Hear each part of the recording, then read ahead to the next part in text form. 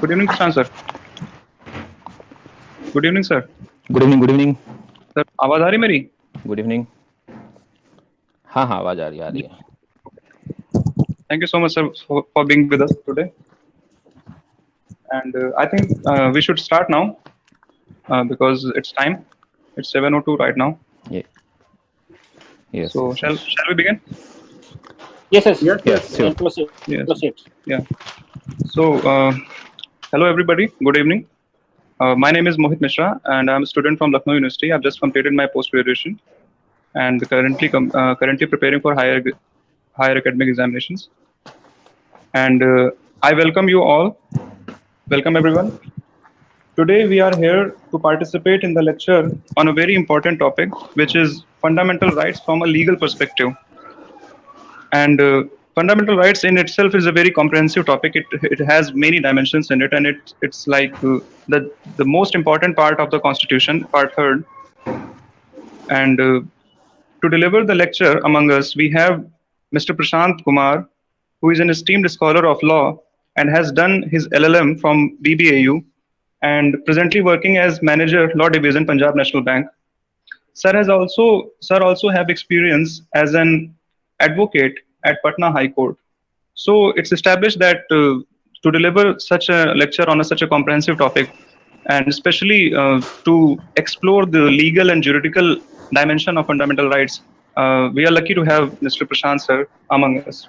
So, in my opinion, he's most suitable to enlighten all of us about the legal and juridical side of such an important topic, which is fundamental rights in part third of our Constitution.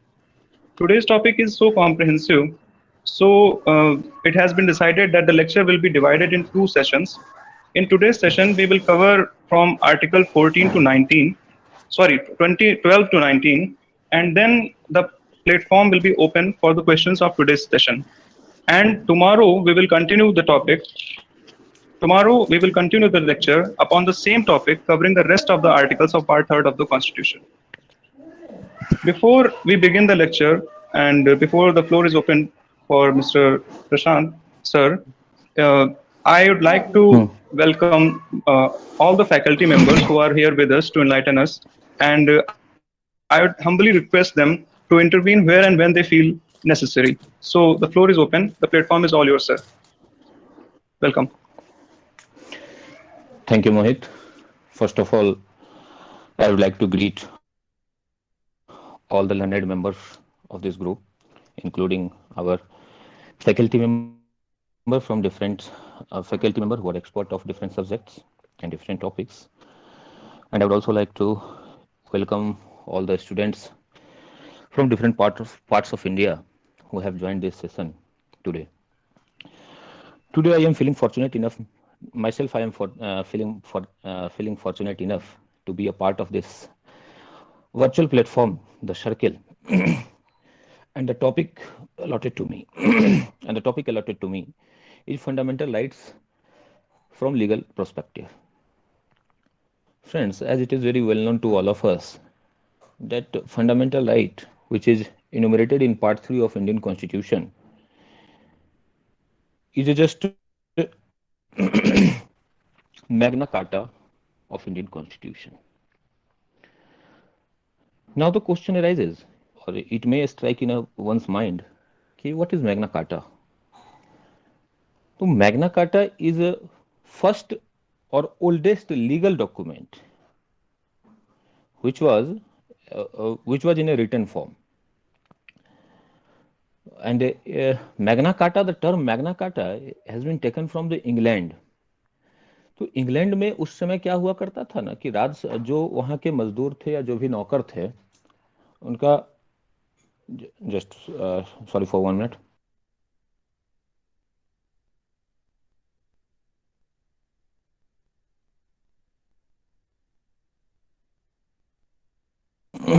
हाँ sorry sorry for inconvenience. हाँ तो जो England में जो नौकर हुआ करते थे या फिर जो मजदूर हुआ करते थे उनका कोई राइट नहीं होता था, उनका एक्सप्लॉयटेशन हुआ करता था। तो 15 दिसंबर 2000 सॉरी 1215 में उन नौकरों के द्वारा, मजदूरों के द्वारा एक बहुत बड़ा विरोध प्रदर्शन और धरना तरह का कुछ हुआ, जिसके बाद वहाँ क्या हुआ कि उन मजदूरों का या फिर उन जो नौकर लोग थे उनका, या जो वर्किंग क्लास के लोग थे, उनके लिए एक रिटन फॉर्म में एक डॉक्यूमेंट लाया गया जहां उनको कुछ अधिकार दिया गया। और जो उस समय जो उन्हें अधिकार दिया गया, अलग शिफ्ट के लिए अलग अधिकार था, अलग अधिकार था। तो वो मतलब बहुत ही एक लिमिटेड मैटर में था, और वो एक तरीके से उसको फंडामेंटल राइट ना कह के वो कंडीशनल राइट था, कि कंडीशन टू कंडीशन वो वेरी करता था वो राइट। तो वहीं से हम एक तब से हुआ कि जब भी कभी कहीं भी अधिकार की बात होती है तो उसको एक मैग्ना कार्टा टर्म से हम लोग डिनोट करते हैं। अब आते हैं फंडामेंटल राइट के परिप्रेक्ष्य में। तो in Indian constitution, when it was enacted in 26th of January 1950, before it was under the process of enactment, when the drafting committee and the constituent assembly was working on it, this particular right has been taken from the concept of this particular right has been derived from the US Constitution. And very interesting thing is that when the US Constitution was drafted, that is in 17th of September 1787, if I am not wrong, it's 1787, when Indian USA Constitution of USA was Sir, it was enacted in 1789. Sorry. 1789. It was enacted in 1789. It was drafted. America was declared independent.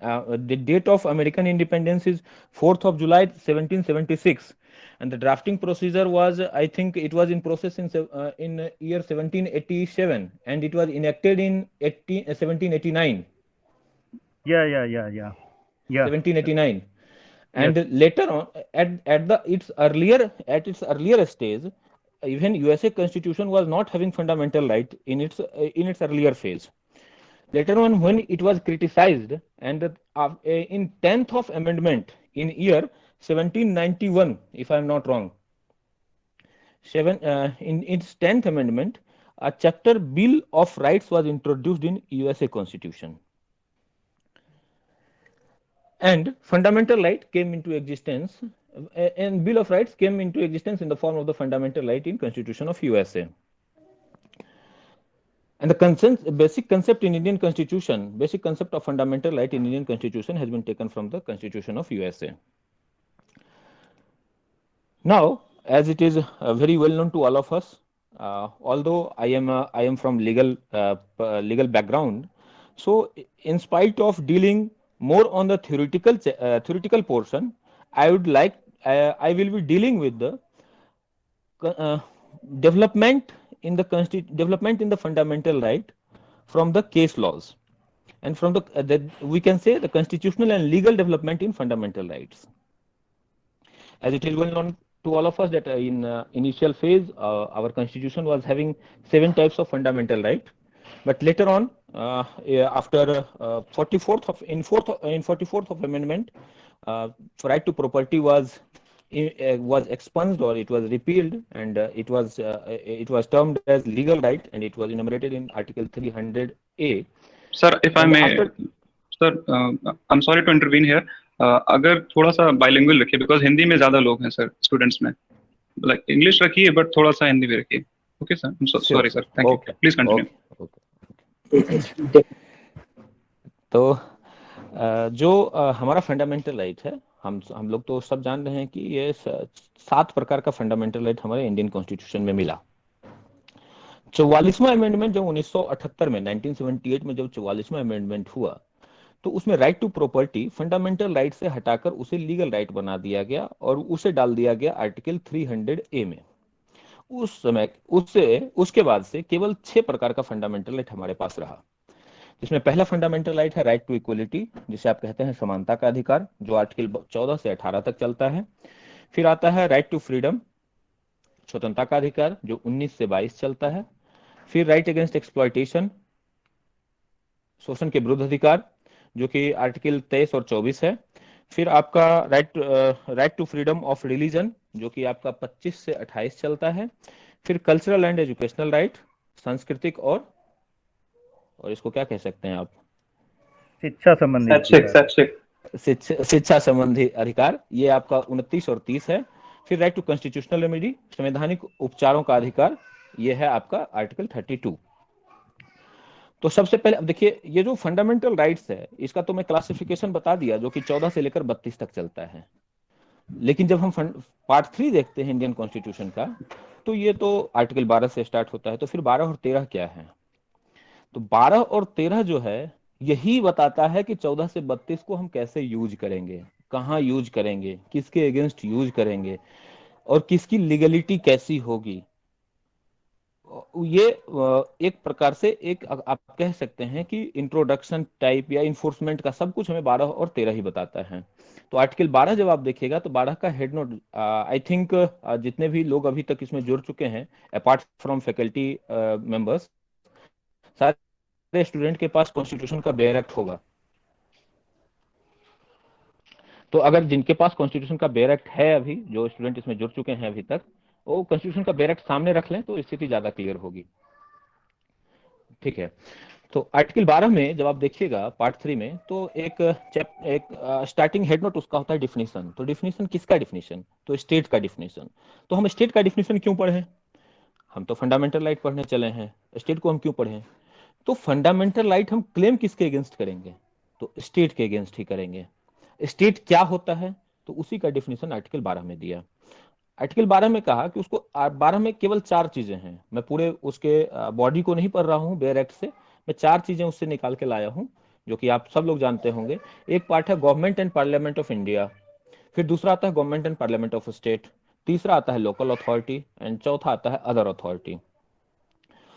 Government and parliament of India सबको पता है क्या है, government and parliament of state सबको पता है क्या है। लोकल अथॉरिटी का डिफिनीशन हमारे इंडियन कॉन्स्टिट्यूशन में कहीं भी नहीं दिया हुआ है। आर्टिकल 1 से 395 तक आप देखिएगा, कहीं भी लोकल अथॉरिटी का डिफिनीशन नहीं है। इसका डिफिनीशन जब हम खोजने चलते हैं तो एक जनरल क्लॉजेज एक्ट है, जो हमारे जितने भी लॉ हैं, लॉ का कहीं भी अगर डिफिनीशन हम खोजने चलें कि इसका डिफिनीशन कहाँ मिलेगा, अगर उस एक्ट में या उस कोड में पार्टिकुलरली नहीं है, तो हमें जनरल क्लॉजेज एक्ट में उसका डिफिनीशन मिल जाता है। तो जनरल क्लॉजेज एक्ट के सेक्शन 331 में, सेक्शन 3 सब सेक्शन 31 में लोकल अथॉरिटी का डिफिनीशन दिया हुआ है। तो ये लोकल अथॉरिटी होता क्या है? तो वहां उसके लीगल टर्मिनोलॉजी को छोड़ दीजिए, उस जनरल क्लॉजेज एक्ट को, तो मैं केवल काफी सिंपल लैंग्वेज में बताना चाहता हूं कि लोकल अथॉरिटी क्या होता है कि जो लोकल सेल्फ गवर्निंग बॉडीज होते हैं। लोकल सेल्फ गवर्निंग बॉडीज क्या है? आप लोग इंडियन पॉलिटिकल साइंस के स्टूडेंट हैं, सारे लोग पढ़ रहे हैं। तो जो हमारा विलेज पंचायत है या जो म्यूनिसिपैलिटी है, इसको एक लोकल सेल्फ गवर्निंग बॉडीज कहते हैं। तो विलेज पंचायत और म्यूनिसिपैलिटी, मतलब एक बेसिक कंसेप्ट में जो हम लोग, जो एक स्ट्रक्चर है हमारे 3 लेयर स्ट्रक्चर है, उसमें जो सबसे नीचे का स्ट्रक्चर हमारा जो आता है लोकल बॉडीज में, तो पंचायत आता है और म्यूनिसिपैलिटी आता है। तो पंचायत और म्यूनिसिपैलिटी इसमें लोकल अथॉरिटी के अंदर आते हैं, और लोकल अथॉरिटी जो हमारा आर्टिकल 12 में दिया हुआ है वो वही है। और चौथा आता है अदर अथॉरिटी।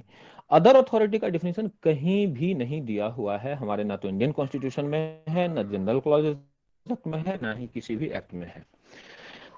तो अदर अथॉरिटी क्या है? तो मामला कोर्ट के पास पहुंचा है इस तरह का। सबसे पहले मामला पहुंचा university of Madras versus Shantabai का केस है, एक 1954 का केस है, 1954 का, जिसमें क्या हुआ ना कि मद्रास यूनिवर्सिटी का एक एक्ट था, मद्रास यूनिवर्सिटी एक एक्ट था। उस एक्ट के थ्रू उस एक्ट में ये गया कि क्या यूनिवर्सिटी स्टेट है, ऐसा क्वेश्चन था कि क्या यूनिवर्सिटी ऐसा कोई लॉ लाती है, ऐसा कोई रूल लाती है कि जो कि किसी फंडामेंटल राइट का इन्फ्रिंजमेंट होता है। तो वैसे कंडीशन में क्या उस यूनिवर्सिटी के स्टूडेंट या फिर जो स्टूडेंट होने वाले हैं उस यूनिवर्सिटी का अपना फंडामेंटल राइट क्लेम कर सकते हैं यूनिवर्सिटी के अगेंस्ट में? तो फंडामेंटल राइट क्लेम तभी करेंगे जब यूनिवर्सिटी एक स्टेट होगी। तो डिटरमाइन करने के लिए मामला कोर्ट में पहुंचा। कोर्ट में जब गया तो एक यहाँ पे एक लीगल टर्म यूज करूंगा जो कि एक लैटिन टर्म है, इजिस्डम जेनेरिस, जिसका इंग्लिश मीनिंग होता है ऑफ द सेम काइंड, कि उसी प्रकार का। जैसे अब मैं बोलूं कि राम लक्ष्मण भरत इत्यादि खेल रहे थे, तो जब राम लक्ष्मण भरत और इत्यादि लगा दूंगा, तो तो आप समझिएगा कि 4 भाई में से राम लक्ष्मण भरत खेल रहे थे तो साथ में शत्रुघ्न भी खेल रहे होंगे। तो ये इसका मतलब कि पीछे जो यूज हुई वो चीजें उसी से संबंधित इत्यादि जो यूज किया गया यानी उसी से संबंधित चीजें होंगी। ठीक, अब जैसे फल का एक कैटेगरी ले लूं मैं कि आप सेब केला नारंगी वगैरह लेते आना, तो वगैरह जो बोला या आदि जो बोला इत्यादि जो मैं बोला, तो उसमें उसकी जगह पे आप कोई फल ही लाइएगा, उसकी जगह तो आप सेब केला और साथ में एक ईंट या बिस्किट तो लेकर जाइएगा नहीं।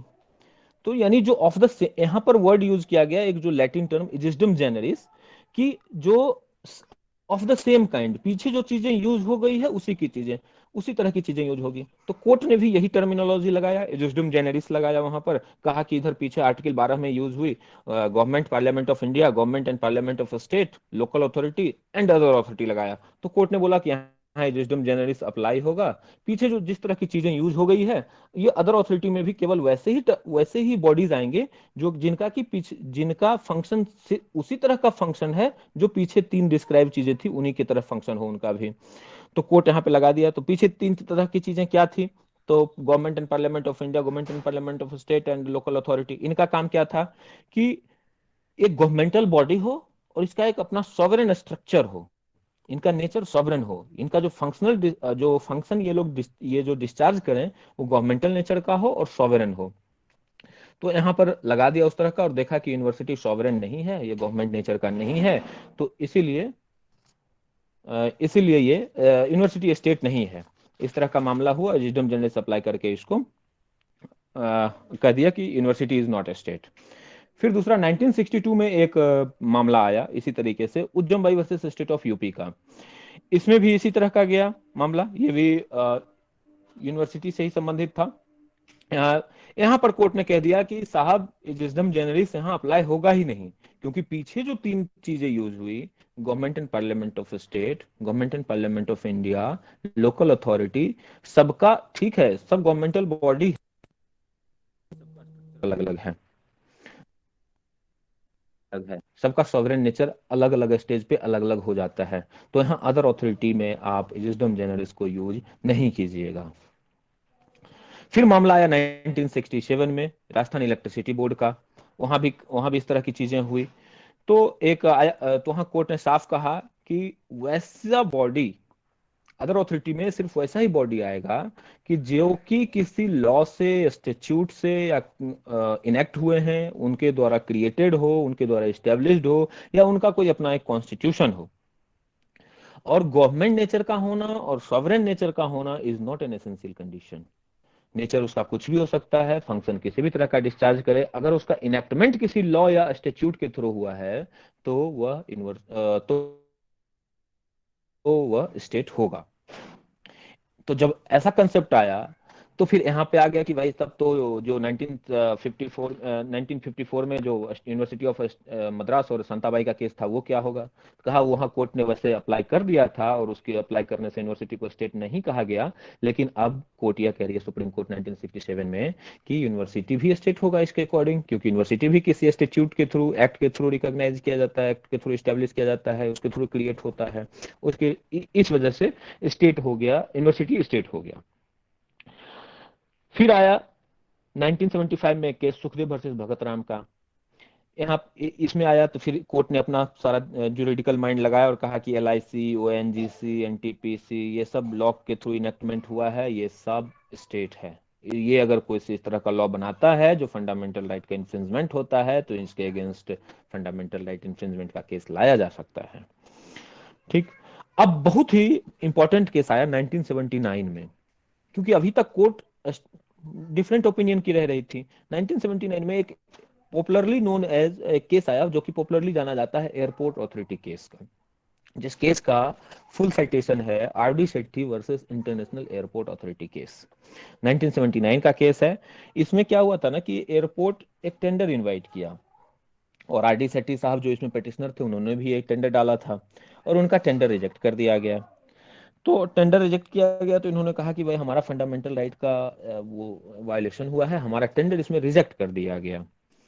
टेंडर एक्सेप्ट नहीं होना अलग बात है और प्राइस की वजह से, लेकिन हमारा टेंडर ही रिजेक्ट कर दिया गया, हमारे फंडामेंटल राइट का इन्फ्रिंजमेंट हुआ है। टेंडर डालने के लिए तो हम एलिजिबल थे, हमने टेंडर डाला तो रिजेक्शन क्यों हुआ? फंडामेंटल राइट का इन्फ्रिंजमेंट का केस गया 1979 में सुप्रीम कोर्ट में। सुप्रीम कोर्ट ने इस मामला को देखा, तो ये देखा कि भाई इंटरनेशनल एयरपोर्ट अथॉरिटी है, एयरपोर्ट अथॉरिटी है, तो एक्ट के थ्रू एस्टेब्लिशमेंट हुआ है, और इसका बहुत सारा ऐसा जो पावर था या बहुत सारा ऐसा फंक्शन था जो कि गवर्नमेंट से मिलता जुलता था। अब क्या, तो जैसे एयरपोर्ट अथॉरिटी में कौन लोग काम करेंगे, उनके अपॉइंटमेंट का, वहां के स्टाफ के अपॉइंटमेंट का पावर सेंट्रल गवर्नमेंट के पास था, सेंट्रल गवर्नमेंट अपॉइंट करती थी। फिर उसका जो कैपिटल पावर था वो भी सेंट्रल गवर्नमेंट के हाथ में था। जो वहाँ वर्किंग स्टाफ थे उनके ट्रांसफर का पावर सेंट्रल गवर्नमेंट के हाथ में था। तो सुप्रीम कोर्ट बोला कि हम ये नहीं देखेंगे कि वो फंक्शन प्राइवेटली फंक्शन कर रहा है या इंडिविजुअल फंक्शन कर रहा है, हम यहाँ ये देख रहे हैं कि वो completely owned and governed by the government है।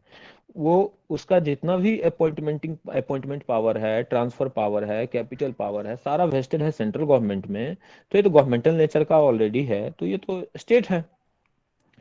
और सुप्रीम कोर्ट ने बोला कि अगर कंट्रोल गवर्नमेंट के हाथ में है तो, और इसका जो भी इंस्ट्रूमेंट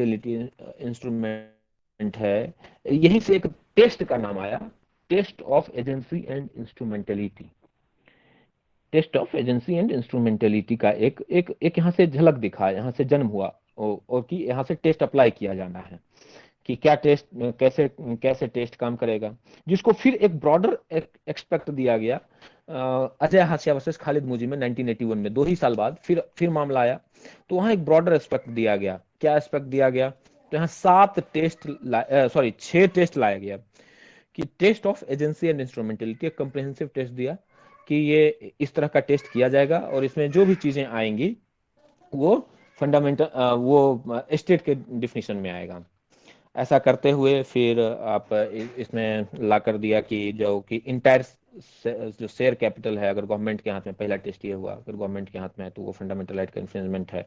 फाइनेंशियल असिस्टेंस गवर्नमेंट देगी तो भी अगर फाइनेंशियल, सॉरी मैं फिर से दोहरा रहा हूँ, जो टेस्ट 6 टाइप का टेस्ट दिया गया कि इसमें से अगर कुछ भी है तो यह समझा जाएगा कि वो स्टेट है, कि उसका शेयर कैपिटल गवर्नमेंट के हाथ में है या नहीं है, उसका फाइनेंशियल असिस्टेंस किसी तरह का greater degree by supplied by the government है या नहीं है, मोनोपोली स्टेटस है कि नहीं है, और क्या उसका मोनोपोली स्टेटस गवर्नमेंट के द्वारा प्रोटेक्ट किया जा रहा है कि नहीं किया जा रहा है, deep and pervasive control of the state, deep और pervasive control of the government है या नहीं है, और इसका क्या इस तरह का कोई corporation, department of government is transfer to corporation, क्या किसी गवर्नमेंट का एक डिपार्टमेंट इस तरह का कॉपरेशन बना दिया गया है किसी गवर्नमेंट के एक डिपार्टमेंट को, तो वो स्टेट है। तो इस तरह का 6 टेस्ट उसमें डिस्क्राइब किया, और बोला कि इसमें से कोई भी एक टेस्ट होगा, कोई भी एक टेस्ट से डिटरमाइन किया जा सकता है कि ये टेस्ट का नाम दिया एजेंसी एंड इंस्ट्रूमेंटेलिटी टेस्ट, और यहीं से दिया कि अगर इस तरह की चीजें हैं तो वो फंडामेंटल, वो स्टेट है। इसमें और भी केसेस हैं, लेकिन अब यहाँ पे बताना ज्यादा नहीं होगा। फिर आपका बीसीसीआई का मामला, करंट इश्यूज आप देखे होंगे कि बीसीसीआई का भी मामला रहा है कि बीसीसीआई स्टेट है कि नहीं है। तो उसमें अभी तक तो इस कोर्ट इसी कंक्लूजन पे पहुंची है। 2005 में जी टेलीफिल्म्स का एक केस था जिसमें आया कि बीसीसीआई स्टेट है कि नहीं है, तो उसमें कहा गया कोर्ट ने कि बीसीसीआई स्टेट नहीं है, क्योंकि इसका जो फंक्शन है वो गवर्नमेंट फंक्शन नहीं है। फिर एक बहुत ही डिबेटेबल टॉपिक है इसमें स्टेट में कि वेदर जुडिशियरी इज स्टेट और नॉट, क्या जुडिशियरी स्टेट है? तो इसमें कोर्ट अभी तक डायलेमा में है कि जुडिशियरी स्टेट है या नहीं है। लास्टली यही डिसाइडेड होकर रहा है कि जब जुडिशियरी जुडिशियल फंक्शन डिस्चार्ज कर रहा हो तो वह उस समय स्टेट नहीं कंसीडर किया जाएगा, और जिस समय वह एडमिनिस्ट्रेटिव या एग्जीक्यूटिव फंक्शन डिस्चार्ज कर रहा हो तो उस समय वह स्टेट माना जाएगा। कैसे? कोर्ट देती है किसी को, जस्ट होल्ड ऑन।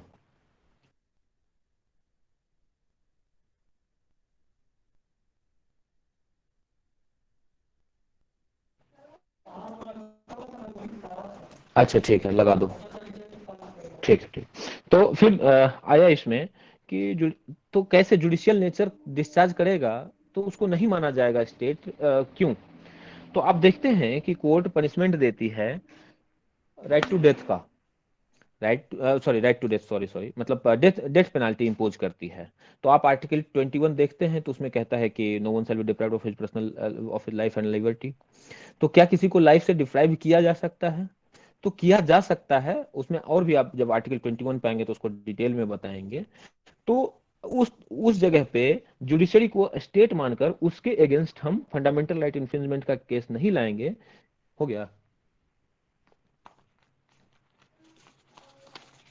लो ना, इसको ले जाओ, ले लो।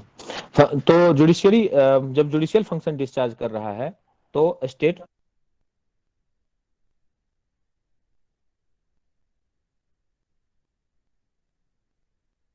जब जुडिशियल फंक्शन डिस्चार्ज करेगा तो उस समय स्टेट नहीं है, और जब एडमिनिस्ट्रेटिव या एग्जीक्यूटिव फंक्शन डिस्चार्ज करेगा तो उस समय स्टेट माना जाएगा। अब आता है आर्टिकल 13। लगता है बहुत ज्यादा ले लिया उस समय, केवल आर्टिकल 12 में ही। दरअसल फंडामेंटल राइट एक चैप्टर ही ऐसा है जिसका एक एक, हमें लगता है एक एक आर्टिकल कम से कम 2 घंटे या 3 घंटे, तो मिनिमम 12, तो आर्टिकल 12 स्टेट को डिफाइन कर बताने में टोटल कम से कम 2 घंटा समय लगेगा, अगर सारे लीगल पर्सपेक्टिव से डील करते जाएं constitutional development along with decision of supreme court से। तो चलिए कोई नहीं, अब कोशिश कर रहा हूं कि मैं थोड़ा स्पीड अप करूं, और मैं फिर से इस पर आऊंगा। मैं एक आर्टिकल पे मैं एक दिन का क्लास लूंगा नेक्स्ट कमिंग सेशन में, आगे शेड्यूल में करूंगा इस तरह का कुछ। फिर आर्टिकल 13 पे आते हैं, जिनके पास बेयर एक्ट है वो थोड़ा देख लें, कि जिसका हेडिंग है लॉ इनकंसिस्टेंट विद और in derogation with the fundamental right. कि वैसे लॉ जो कि फंडामेंटल राइट के या तो इनकंसिस्टेंस है, इनकंसिस्टेंस मींस या उनके असंगत हैं, या फिर डेरोगेशन में है, अल्पीकरण है, या फिर मतलब इस तरह का हो कि लॉ, वैसे लॉ जिससे फंडामेंटल राइट इन्फ्रिंज होता हो, उसका क्या है। तो इसमें दो पार्ट में बांटा गया है। पहले तो है प्री कॉन्स्टिट्यूशनल लॉ और पोस्ट कॉन्स्टिट्यूशनल लॉ। इसका आर्टिकल 13 का ए बात करता है प्री कॉन्स्टिट्यूशनल लॉ की, और आर्टिकल 2 बात करता है पोस्ट कॉन्स्टिट्यूशनल लॉ का।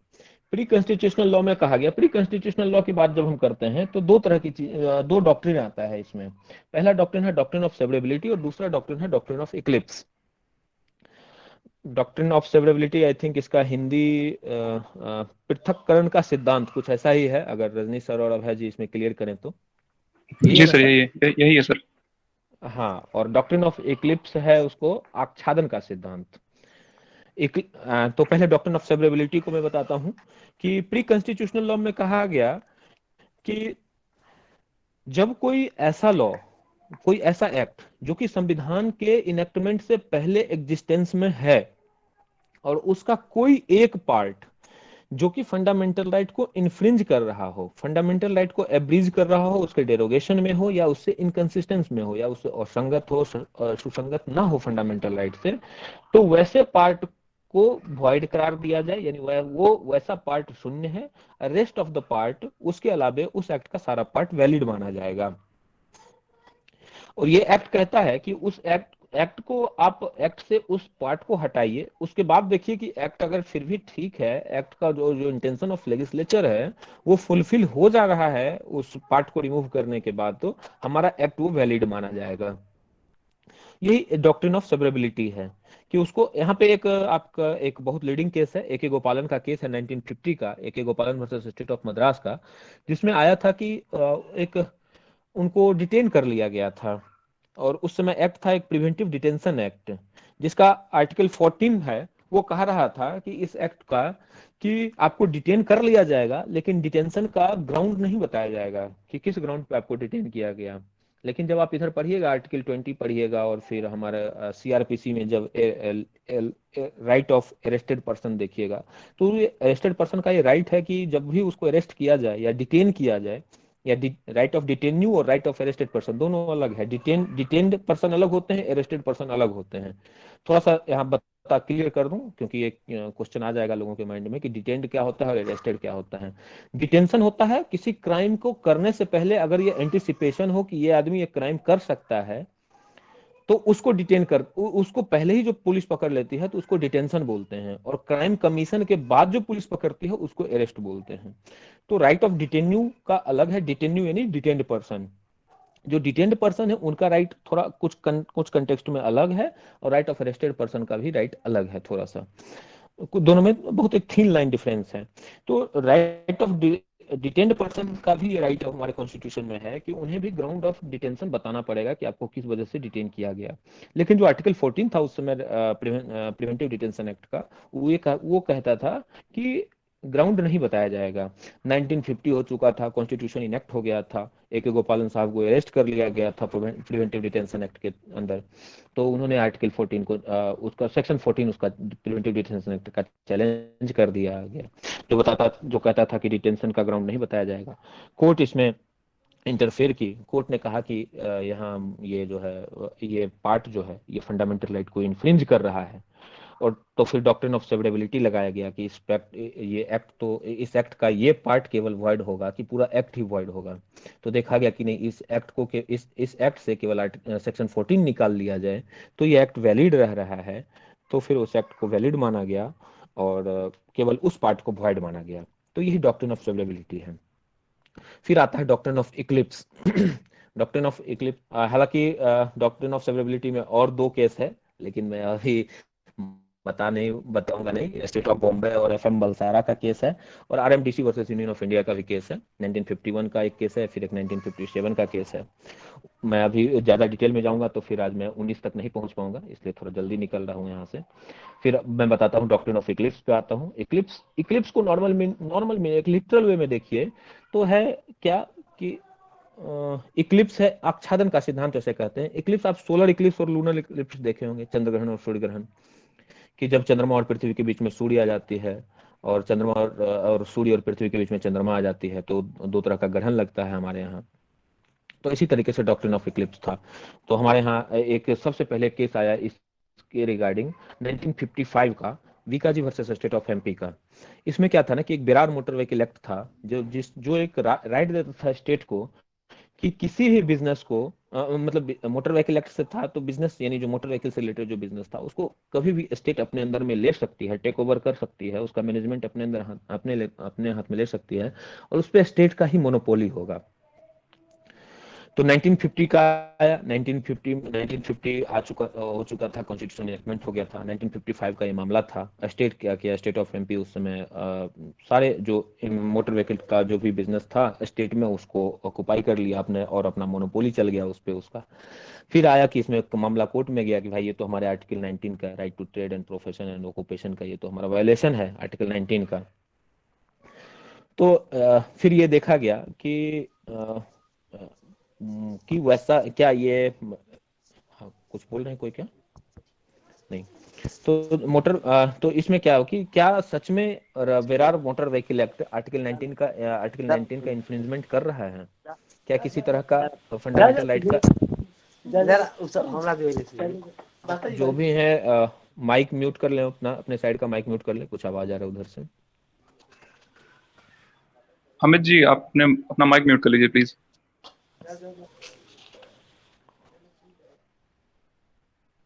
हाँ, तो फिर ये देखा गया कि वहाँ आर्टिकल 19 का इन्फ्रिंजमेंट हो रहा था। क्यों? वो तो ट्रेड, उसका अपना राइट टू ट्रेड का फंडामेंटल राइट था, उन्होंने उसका फंडामेंटल राइट का इन्फ्रिंजमेंट हुआ। तो ऐसे कंडीशन में क्या हुआ कि डॉक्ट्रिन ऑफ इक्लिप्स लगाया गया कि अगर कोई एक्ट, कोई प्रोविजन जो कि फंडामेंटल राइट को इन्फ्रिंज कर रहा है, तो हमारा वहाँ क्या होगा? तो फंडामेंटल राइट हमारा वैसे उसको आच्छादित कर देगा, यानी फंडामेंटल राइट वहां पर प्रिवेल होगा और वो डोरमेंट स्टेज में चला जाएगा। जो हमारा जो एक्ट होगा, जो फंडामेंटल राइट का इन्फ्रिंज होगा, वो अनइन्फोर्सिएबल रहेगा, वो डोरमेंट स्टेज में रहेगा।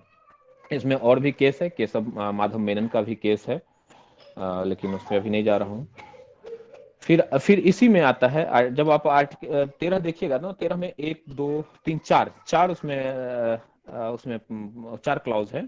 तीसरा क्लॉज आता है लॉ और लॉ इन्फोर्स का डिफिनेशन बताता है, और चौथा आता है ये कहता है कि चौथा का जो इंसर्ट किया गया वो 24th अमेंडमेंट में इंसर्ट किया गया, क्योंकि फंडामेंटल राइट सॉरी अमेंडमेंट जो है कॉन्स्टिट्यूशनल अमेंडमेंट वो लॉ है कि नहीं है। जब 13 में लॉ का डेफिनेशन दिया गया उसमें कहीं भी अमेंडमेंट नहीं लिखा हुआ है कि ऑर्डिनेंस है, ऑर्डर है, बाय लॉ है, rule, regulation, notification, custom, usage, ये सब लॉ है, लेकिन अमेंडमेंट कहीं भी नहीं बताया कि लॉ है कि नहीं है।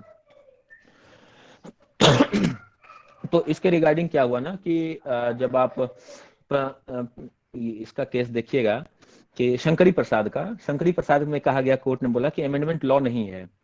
फिर आया गोलकनाथ में आया था कि अमेंडमेंट लॉ है। तो इस तरह का जब कंट्रोवर्सी चल रहा था हमारे इंडियन पार्लियामेंट में, तो उसी समय ला दिया 24th अमेंडमेंट 1971 में कि अमेंडमेंट लॉ नहीं है फॉर इस सेक्शन के लिए। तो इसमें एक छोटा सा क्वेश्चन और आता है। लॉ का तो डेफिनेशन दे दिया, उसमें कहीं पर्सनल लॉ नहीं लिखा हुआ है। क्या पर्सनल लॉ है? जो हिंदू लॉ, मुस्लिम लॉ या फिर अलग अलग कम्युनिटी के लिए अलग अलग लॉ है, क्या ये लॉ है? तो कोर्ट ने बोला कि पर्सनल लॉ नहीं है। इसमें आप देख सकते हैं बहुत ही डिबेटेबल जजमेंट रहा है 2018 का, जो सबरीमाला का केस था। उस केस का नाम बता दूं, उस केस का नाम था Indian young lawyers association versus State of Kerala, जहां सबरीमाला का केस था कि वहां महिलाओं का प्रवेश वर्जित था वहां पर।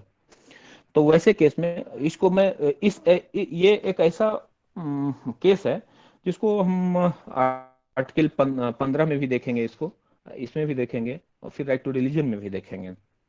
तो इसमें बोला कि personal law is not a law, क्योंकि उससे पहले 1952 में भी एक State of Bombay versus Arupa Malli का एक केस है, उसमें बोला था कि पर्सनल लॉ नहीं है। तो इसमें आया कि क्या पर्सनल लॉ है? तो इसमें कहा गया कि पर्सनल लॉ नहीं है, लेकिन जो कस्टम और यूसेज हैं, जो कि इसमें 13 के क्लॉज 3 में लॉ के डिफिनेशन में जो दिया हुआ है, लॉ इंक्लूड्स कस्टम और यूसेज, तो बोला ये कस्टम और यूसेज का आउटकम ये पर्सनल लॉ है, तो यहाँ पे हम उसको लॉ मानेंगे। तो चलिए बहुत हो गया। अब फिर लेकिन लास्टली यही रहा हमारा अमेंडमेंट जो है वो लॉ नहीं रहा। केशवानंद भारती के केस में भी आया कि amendment is not a law. फिर अब आते हैं आर्टिकल 14 पर। आर्टिकल 14 जो कि अब शुरू होता है हमारा फंडामेंटल राइट का पूरा खेल यहीं से, कि फंडामेंटल राइट का जो हम पार्ट बना के रखे थे कि 6 पार्ट में हमारा फंडामेंटल राइट है 6 टाइप का, तो जो राइट टू इक्वलिटी है वो आर्टिकल 14 to 18 चलता है। तो 14 आता है सबसे पहले। 14 की बात करते हैं, जहां वो कहता है इक्वलिटी बिफोर लॉ, जिसका हेड नोट है इक्वलिटी बिफोर लॉ। तो केवल ये इक्वलिटी बिफोर लॉ ही नहीं है, इसमें और भी चीजें छिपी हुई हैं। The state shall not deny to any person equality before the law or the equal protection of law within the territory of India. Bharat के राज्य क्षेत्र में किसी व्यक्ति को विधि के समक्ष समता से या विधियों के समान संरक्षण से वंचित नहीं करेगा। अब यहाँ दो कंसेप्ट आया राइट टू इक्वलिटी में, इक्वलिटी बिफोर लॉ और इक्वल प्रोटेक्शन ऑफ लॉ। तो जो हमारा इक्वल प्रोटेक्शन ऑफ लॉ है और इक्वलिटी बिफोर लॉ है, दोनों का ओरिजिनेशन दो अलग अलग जगहों से लिया गया है। दोनों को अलग अलग स्टेट से, अलग अलग नेशन से इनकॉर्पोरेट किया गया है हमारे इंडियन कॉन्स्टिट्यूशन में। पहला तो जो हमारा है equality before law. Equality before law एक यूके का बेस्ड, यानी यूके से बेस्ड है, ये यूके बेस्ड है ये कंसेप्ट, और हमारे यहाँ इनकॉर्पोरेट किया गया है। और equal protection of law USA based है। यूएसए में भी equal protection of law 14th amendment में जोड़ा गया था, और हमारे यहाँ तो इनिशियल से ही कॉन्स्टिट्यूशन में है इक्वल प्रोटेक्शन ऑफ लॉ। तो हम दोनों पे डील करते हैं, इक्वलिटी बिफोर लॉ और equal protection of law. Equality before law एक निगेटिव कंसेप्ट है। ये बोलता है कि किसी तरह का डिस्क्रिमिनेशन नहीं होगा, और जो हर एक लोगों के बीच इक्वल ट्रीटमेंट होगा। तो हर एक के बीच इक्वल ट्रीटमेंट होगा, तो क्या अनइक्वल्स जो है उनके लिए भी इक्वल ट्रीटमेंट होगा? तो इसका कंसेप्ट कहता है हाँ। तो जो अनइक्वल्स हैं, यानी जो एक पैर से विकलांग है और जिसका दोनों पैर सही है, दोनों को रेस में उतारिए, दोनों को सेम डेस्टिनेशन पॉइंट दीजिए और दोनों को सेम टाइम दीजिए, और उस पर डिसाइड कीजिए कि विनर कौन है और रनर कौन है। तो ये तो कहीं ना कहीं तो ग्रॉस इनजस्टिस है, जो कि निगेटिव कंसेप्ट, इसलिए इसको निगेटिव कंसेप्ट ट्रीट किया जाता है कि नहीं, ऐसा नहीं होना है कि जो अनइक्वल्स हैं उनके साथ इक्वली ट्रीट किया जाए, ये गलत है। ये हमारे यहाँ इसलिए इसको नेगेटिव कंसेप्ट माना गया है और कहा गया कि नहीं, इक्वल प्रोटेक्शन ऑफ लॉ है, ये एक पॉजिटिव कंसेप्ट है इक्वलिटी का। और ये कहता है कि जो अनइक्वल्स हैं उनका ट्रीटमेंट अनइक्वल होना चाहिए, और समान के साथ असमान व्यवहार करना चाहिए, और जो समान है उनके साथ समान व्यवहार कीजिए। ये कंसेप्ट आया हमारे यहाँ। तो यहीं से फिर आगे एक तरीके से जहां 14 कहता है कि इक्वलिटी बिफोर लॉ है और इक्वल प्रोटेक्शन ऑफ लॉ है, तो जब आप 15 और 16 देखिएगा तब आपको लगेगा कि अरे ऐसा कैसे हो सकता है, तो ये तो खुद में ही विरोधाभास है कि 14 कहता है इक्वलिटी होगा और 15 और 16 वहां तो डिस्क्रिमिनेशन की बात शुरू कर दिया है। तो जो हमारा इक्वल प्रोटेक्शन ऑफ लॉ है यही एक स्पेस देता है हमारा कि आप इसको एक क्लास मतलब एक डिस्क्रिमिनेशन कर सकते हैं। तो भाई फिर तो डिस्क्रिमिनेशन कैसा होना चाहिए, तो डिस्क्रिमिनेशन जब भी होगा तो पॉजिटिव डिस्क्रिमिनेशन होगा। पॉजिटिव डिस्क्रिमिनेशन क्या है, पॉजिटिव डिस्क्रिमिनेशन आता है, पॉजिटिव डिस्क्रिमिनेशन क्या है, तो वैसा डिस्क्रिमिनेशन जिससे अनइक्वल को अनइक्वल ट्रीटमेंट मिले। वो कैसे मिलेगा, तो एक आता है कि जब अनइक्वल ट्रीटमेंट देना है तो उसके लिए आप क्या कीजिए कि क्लासिफिकेशन कीजिए कि अनइक्वल्स कौन हैं, तब उनको फिर वैसा ट्रीटमेंट दीजिए। तो वो क्लास बनाने के लिए फिर क्लासिफिकेशन करने के लिए किस बेसिस पे होगा, तो क्लासिफिकेशन जब भी का दो तरीका बताया कि क्लासिफिकेशन जब भी हो दो थ्योरी टाइप से आया, जो जो दो टेस्ट आया कह सकते हैं आप, कि पहला था कि इंटेलिजिबल डिफरेंशिया हो। तो इंटेलिजिबल डिफरेंशिया क्या होता है, थोड़ा सा एक टर्म अलग तरह का दिखता है कि जो डिफरेंशिएशन हो, जो डिफरेंशिया हो लोगों के बीच, या फिर जो क्लास आप बना रहे हैं वो क्लास लोगों के बीच जो आप क्लासिफिकेशन करके नया क्लास बना रहे हैं, तो वो क्लासिफिकेशन एक इंटेलिजिबल डिफरेंशिया पे बेसिस हो, यानी आपके पास एक प्रॉपर रीजन हो कि क्लासिफिकेशन का, कि केवल इन्हीं लोगों को एक अलग क्लास में आप क्यों ला रहे हैं, पहला। दूसरा होता है रैशनल नेक्सस, कि जो आपने क्लासिफिकेशन किया और जो रीजन था उसके क्लासिफिकेशन का, ठीक है, उसका नेक्सस होना चाहिए कि purpose of classification and desired end of classification दोनों के बीच रिलेशन होना चाहिए, कि ऐसा क्लासिफिकेशन करने से क्या होगा और केवल ऐसे ही लोगों को इस क्लासिफिकेशन में, इस ग्रुप में, इस क्लास में क्यों डाला जाए, इस दोनों के बीच नेक्सस होना चाहिए। ये जब तक नेक्सस नहीं होगा तो ये माना जाएगा कि यहाँ आर्बिट्रेरीनेस है। अगर नेक्सस है तब समझा जाएगा कि आर्बिट्रेरीनेस नहीं है और जो क्लासिफिकेशन है वो वैलिड है और एक पॉजिटिव डिस्क्रिमिनेशन किया गया है। यहीं से फिर आता है कि ये तो टेस्ट ऑफ रीजनेबलनेस का था, यहीं से फिर आया कि क्या ये कंसेप्ट सफिशिएंट है, प्रॉपर है। तो कहा गया 1970 में फिर एक केस आया, वो इपिरोएप्पा का केस है, इपिरोएप्पा वर्सेस स्टेट ऑफ तमिलनाडु, 1974 का था। हाँ 1974 का था, 1970 में ही बाद आ गया था सामने, 1974 में इसमें निर्णय हुआ और कहा गया कि नहीं, अभी तक जो कंसेप्ट था इक्वलिटी का वो ओल्ड कंसेप्ट था। तो भाई न्यू कंसेप्ट में ऐसा क्या तीर लगने वाला है, तो बोला न्यू कंसेप्ट जो है ना वो उसमें और भी चीजें हैं। अवधेश कुमार लिख रहे हैं क्रॉस को, हाँ बिल्कुल पूछिए, अगर कोई कुछ है तो अभी अगर इससे रिलेटेड कुछ है तो बताइए, अगर टॉपिक से डिफर है तो उसे बाद में डिस्कस करते हैं, बताइए जी।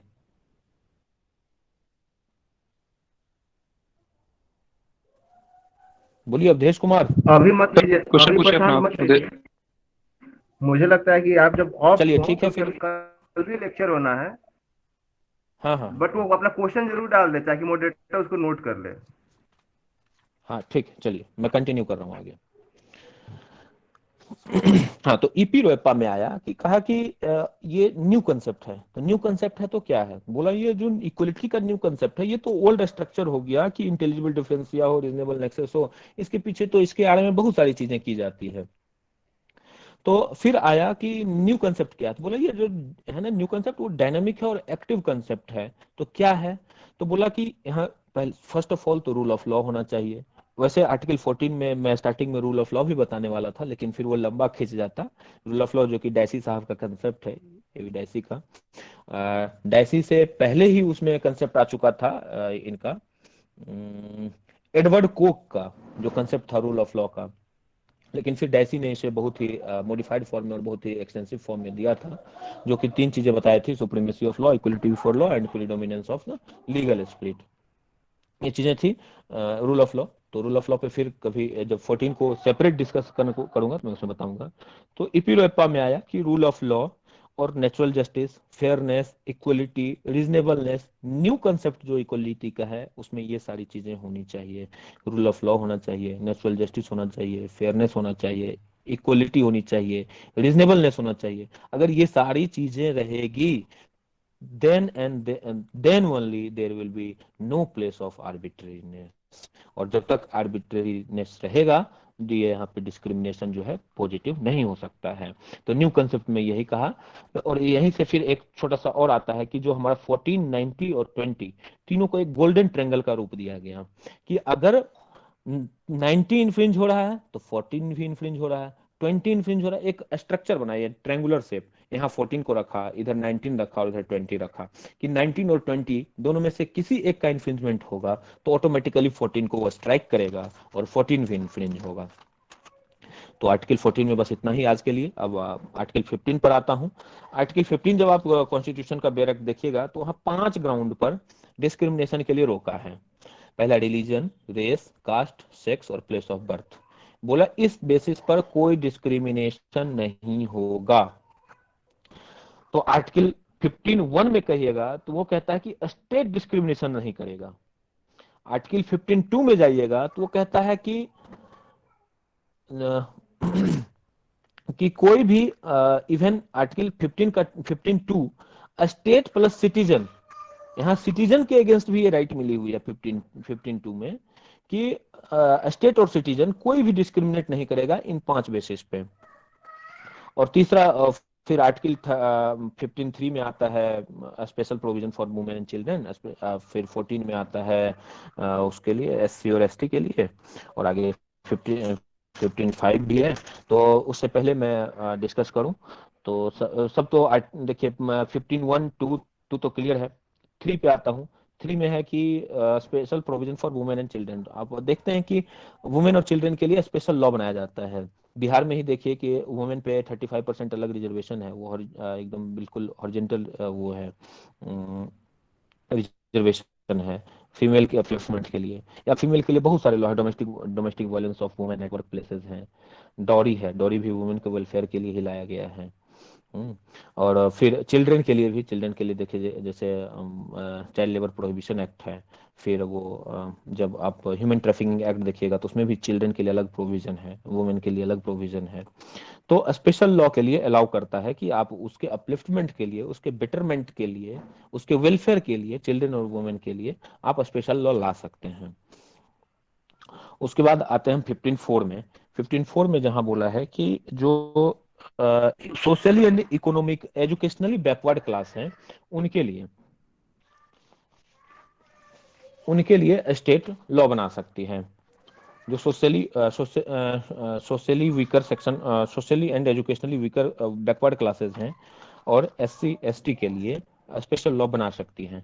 तो इस पे थोड़ा सा डिस्कशन करूंगा। वैसे ये बहुत ही ज्यादा डिबेटेबल टॉपिक हो जाएगा थोड़ा ये, चूंकि एक कास्ट बेस्ड होता है तो इसलिए कहीं कुछ ऐसा लोगों के, चाहे वो कौन सी बात कहीं भी किन्हीं के सेंटिमेंट को हर्ट कर सकता है। लेकिन ये मैं जानता हूँ कि एक एजुकेशनल प्लेटफॉर्म है, यहाँ सारे लोग क्वालिफाइड लोग हैं। किसी भी तरीके से इसको जो भी बोला जाएगा उसको पॉजिटिव वे में ही लेंगे लोग। तो जो 15(4) है वो फर्स्ट अमेंडमेंट 1951 में लाया गया इसको, जहां बोला गया कि state was empowered to make a special provision for advancement of socially and economically backward classes. जो सोशली इकोनॉमिकली बैकवर्ड क्लासेस हैं उसके एडवांसमेंट के लिए स्पेशल प्रोविजन ला सकते हैं। तो यहाँ सोशली और एजुकेशनली के बाद शेड्यूल कास्ट और शेड्यूल ट्राइब्स लोगों के लिए भी ये प्रोविजन है। शेड्यूल कास्ट के लिए आप कॉन्स्टिट्यूशन देख ही रहे हैं तो उसमें आर्टिकल 341 में शेड्यूल कास्ट के बारे में बताए हुए हैं और आर्टिकल 342 में शेड्यूल ट्राइब्स के बारे में बताया हुआ है। फिर इसमें अब आते हैं थोड़ा कॉन्स्टिट्यूशनल लीगल एस्पेक्ट से क्या डेवलपमेंट हुआ इसमें। एक MR Balaji versus State of Mysore का एक केस है 1963 का, जहां मेडिकल कॉलेज में 68% सीट को रिजर्व कर दिया गया था। और ये इस ऑर्डर को चैलेंज किया गया कि क्या 68% तक रिजर्वेशन हो सकता है क्या। तो कहा उसमें 68 तक कैसे 68% टोटल रिजर्व कर दिया गया था। तो इसके बाद आया कि नहीं ये तो बहुत ज्यादा रिजर्वेशन है। तो फिर सुप्रीम कोर्ट इसमें बोला कि केवल कास्ट को कंसीडर करके आप इस तरह की चीजें और रिजर्वेशन नहीं दे सकते हैं। और वो 68% का जो प्रोविजन था रिजर्वेशन का, उसको वॉइड करार दिया और अनकॉन्स्टिट्यूशनल बोला। और उसी समय एक सीलिंग लगाया 50% का, कि किसी भी कंडीशन में 50% से ऊपर रिजर्वेशन का कोटा नहीं जाना चाहिए, परसेंटेज नहीं जाना चाहिए। तो बोला कि तो उसको कर दिया। उसके बाद आया हमारे यहाँ एक बहुत पॉपुलर केस है इंदिरा सहनी का, Indira Sawhney versus Union of India का, जहां सुप्रीम कोर्ट क्लियरली बोला वहां पर कि ऐसे जो एमआर बालाजी में 1963 में जो चीजें कह दी गई थी कि कास्ट बेस्ड रिजर्वेशन नहीं होगा, वो बिल्कुल गलत है। कास्ट को कंसीडर करके आप, हाँ साहब इंदिरा सहनी ही बोल रहा हूँ, इंदिरा सहनी ही बोल रहा हूँ। इंदिरा सहनी का केस है 1993 का, जिसमें कास्ट को कंसीडर करके कि क्या किसी को बैकवर्ड क्लास में डालना है तो क्या पूरे क्लास को डाला जा सकता है, कि किसी क्लास विशेष को उठाकर बैकवर्ड क्लास में डाल के उसको रिजर्वेशन देना सही है कि नहीं है। तो ऐसा फिर उसमें उसमें बहुत सारी चीजें हुई। उसमें आप जानते भी हैं कि एक कमीशन बनाया गया था, कमीशन के हेड थे बीपी मंडल साहब, बहुत सारा उसमें रिपोर्ट हुआ। रिपोर्ट के बाद चीजें सामने हुई और कहा कि नहीं ये चीजें सही है। और जो बैकवर्ड क्लासेस और मोस्ट बैकवर्ड, वहीं से फिर एक कंसेप्ट आया कि backward classes and most backward classes का कंसेप्ट आया। तो उस डिस्क्रिमिनेशन को भी सुप्रीम कोर्ट ने सही करार दिया था वहां पर। फिर आया उसके बाद पीए इनामदार का केस, जहां अनएडेड प्राइवेट इंस्टीट्यूशन में रिजर्वेशन का केस था एडमिशन में। वहां भी कोर्ट ने बोला कि ये जो डिस्क्रिमिनेशन है, डिस्क्रिमिनेशन पॉजिटिव डिस्क्रिमिनेशन होना चाहिए। फिर 15 क्लॉज 5 जो कि हमारे इंडियन कॉन्स्टिट्यूशन में 93rd अमेंडमेंट तो 2005 में जोड़ा गया, और बोला गया कि स्टेट की कोई भी प्रोविजन, स्टेट प्रोविजन बना के सोशली एंड एजुकेशनली बैकवर्ड और SC ST के लिए कोई प्रोविजन उनके एडवांसमेंट के लिए ला सकती है, वो किसी भी एजुकेशनल इंस्टीट्यूशन में एडमिशन से रिगार्डिंग होना चाहिए। तो वैसा लॉ बनाने के लिए स्टेट को फ्रीडम दिया गया। फिर बहुत ही रिसेंट अमेंडमेंट हुआ कॉन्स्टिट्यूशन में 103 अमेंडमेंट, 103rd 103 अमेंडमेंट, 103वां अमेंडमेंट, जिसमें 15(6) जोड़ा गया है, 15(6) आर्टिकल 15 क्लॉज 6, जो कि EWS का कंसेप्ट लाया और 10% रिजर्वेशन की बात किया। 15 क्लॉज 6 में 10% जो EWS का आजकल सिस्टम आ गया है कि जो भी इररेस्पेक्टिव ऑफ कास्ट, अगर जो भी हैं, अगर उनको फाइनेंशियल कंडीशन उनका सही नहीं है तो उसमें 8 लाख की सीलिंग है कि 8 लाख से ऊपर, अगर 8 लाख से नीचे अगर इनकम है फैमिली की, तो अलग अलग स्टेट फिर इस पे अलग अलग वो डिसीजन लिया। किसी स्टेट में 6 लाख का ही रिस्ट्रिक्शन रखा गया, क्योंकि सेंटर के द्वारा ही ये लिबर्टी दी गई बाद में। तो किसी स्टेट ने 6 लाख का सीलिंग लगाया है, किसी ने 8, किसी ने 7।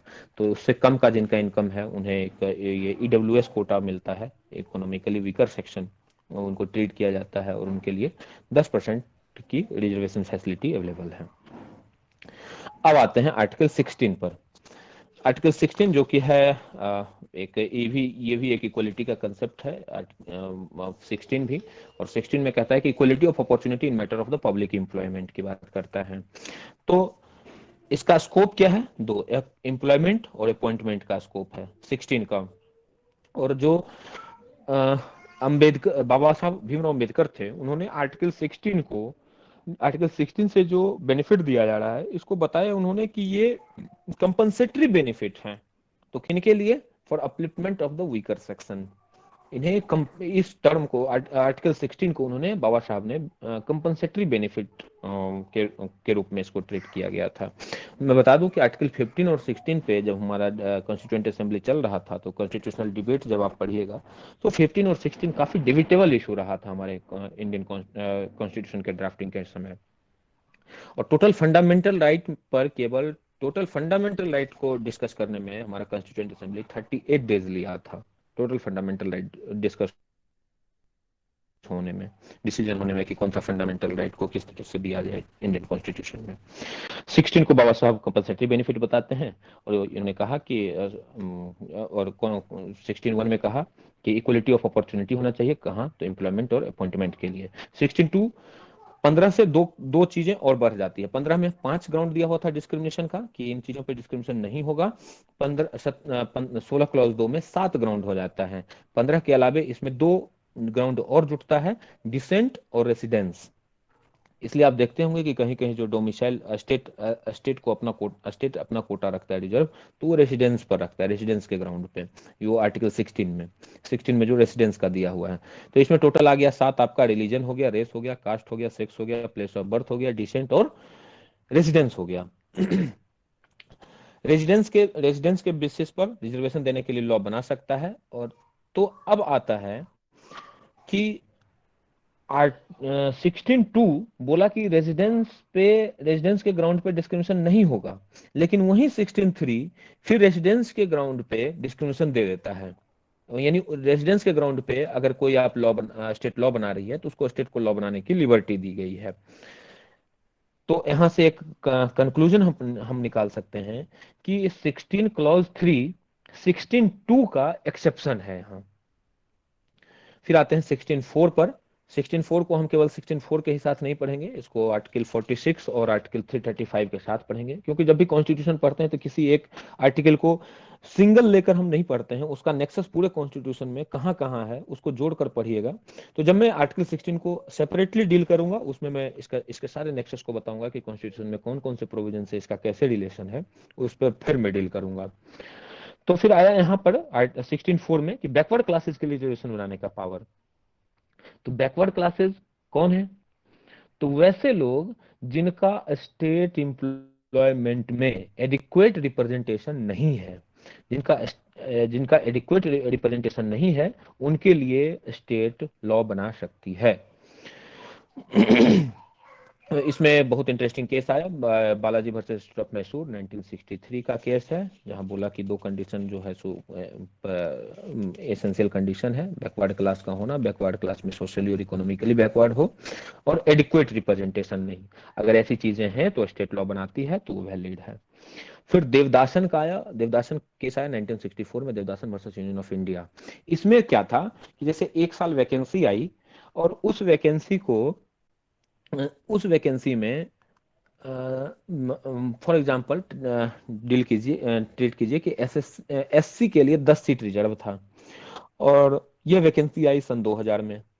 एग्जाम्पल से बता रहा हूं मैं, 2000 में एक वैकेंसी आई जिसमें 10 सीट एससी के लिए रिजर्व था और उसमें एससी एलिजिबल कैंडिडेट टोटल जो कि उसमें क्वालिफाई कर पाए केवल 5 ही कर पाए। तो जो 5 सीट खाली रह गया उसका क्या? उसी पर यह केस आया 1964 में। तो फिर यहाँ पे एक नया कंसेप्ट आया कि कैरी फॉरवर्ड केस, कि इसको क्या करना है कि कैरी फॉरवर्ड करना है। तो इस केस में क्या हुआ था ना कि एससी और एसटी को 17% का सीट रिजर्व था इसका। 1961 में ऐसी हालत हो गई, इससे पहले वैकेंसी चली आ रही थी, वैकेंसी में एससी और एसटी का सीट वैकेंट होता गया और 1961 में टोटल 45 वैकेंसी आई और जिसमें 29 सीट रिजर्व हो गया, क्योंकि एससी और एसटी का सीट खाली रह जा रहा था हर एक साल, कुछ सीट खाली रह जा था, जो कि जुड़ते जुड़ते लास्टली 29 तक आ गया था। तो 45 में से 29 सीट रिजर्व हो गया एससी एसटी के लिए। तो फिर मामला कोर्ट में पहुंच गया 1964 में कि साहब इससे पहले तो आपने आर्टिकल 15 का एक केस था जिसमें आपने कहा था, जिसमें मैं आपको बताया था कि MR. Balaji versus State of Mysore का केस था, उसमें कहा था कि उसमें तो आपने रिस्ट्रिक्शन लगाया था कि 50% सीलिंग रहेगा, 50% से ऊपर रिजर्वेशन किसी भी हालत में नहीं जाएगा। यहाँ 45 में 29 सीट रिजर्व हो गया, ये तो 75 के राउंड पहुंच गया। तो कोर्ट यहाँ पे डिसीजन दिया, कहा कि नहीं, जो कैरी फॉरवर्ड रूल होगा वो कैरी फॉरवर्ड होगा, जो वैकेंसी बचेगी वो नेक्स्ट ईयर फिर एड ऑन होके वो जाएगा, लेकिन वो किसी भी स्थिति में 50% से ऊपर नहीं जाएगा जो रिजर्वेशन का कोटा रहेगा। फिर इसके बाद इसमें भी हम पढ़ते हैं 1993 का इंदिरा सहनी का केस आया, मंडल कमीशन, जो 1979 में मोरारजी साहब प्राइम मिनिस्टर थे और एक कमीशन बनाया गया और उस कमीशन का नाम रखा, कमीशन के हेड थे उस समय बीपी मंडल साहब को यह कहा गया कि जो सोशली और इकोनॉमिकली बैकवर्ड क्लास हैं उस क्लास की संख्या बताइए और इसमें कितने लोग इससे इफेक्टेड हैं वो चीजें बताइए।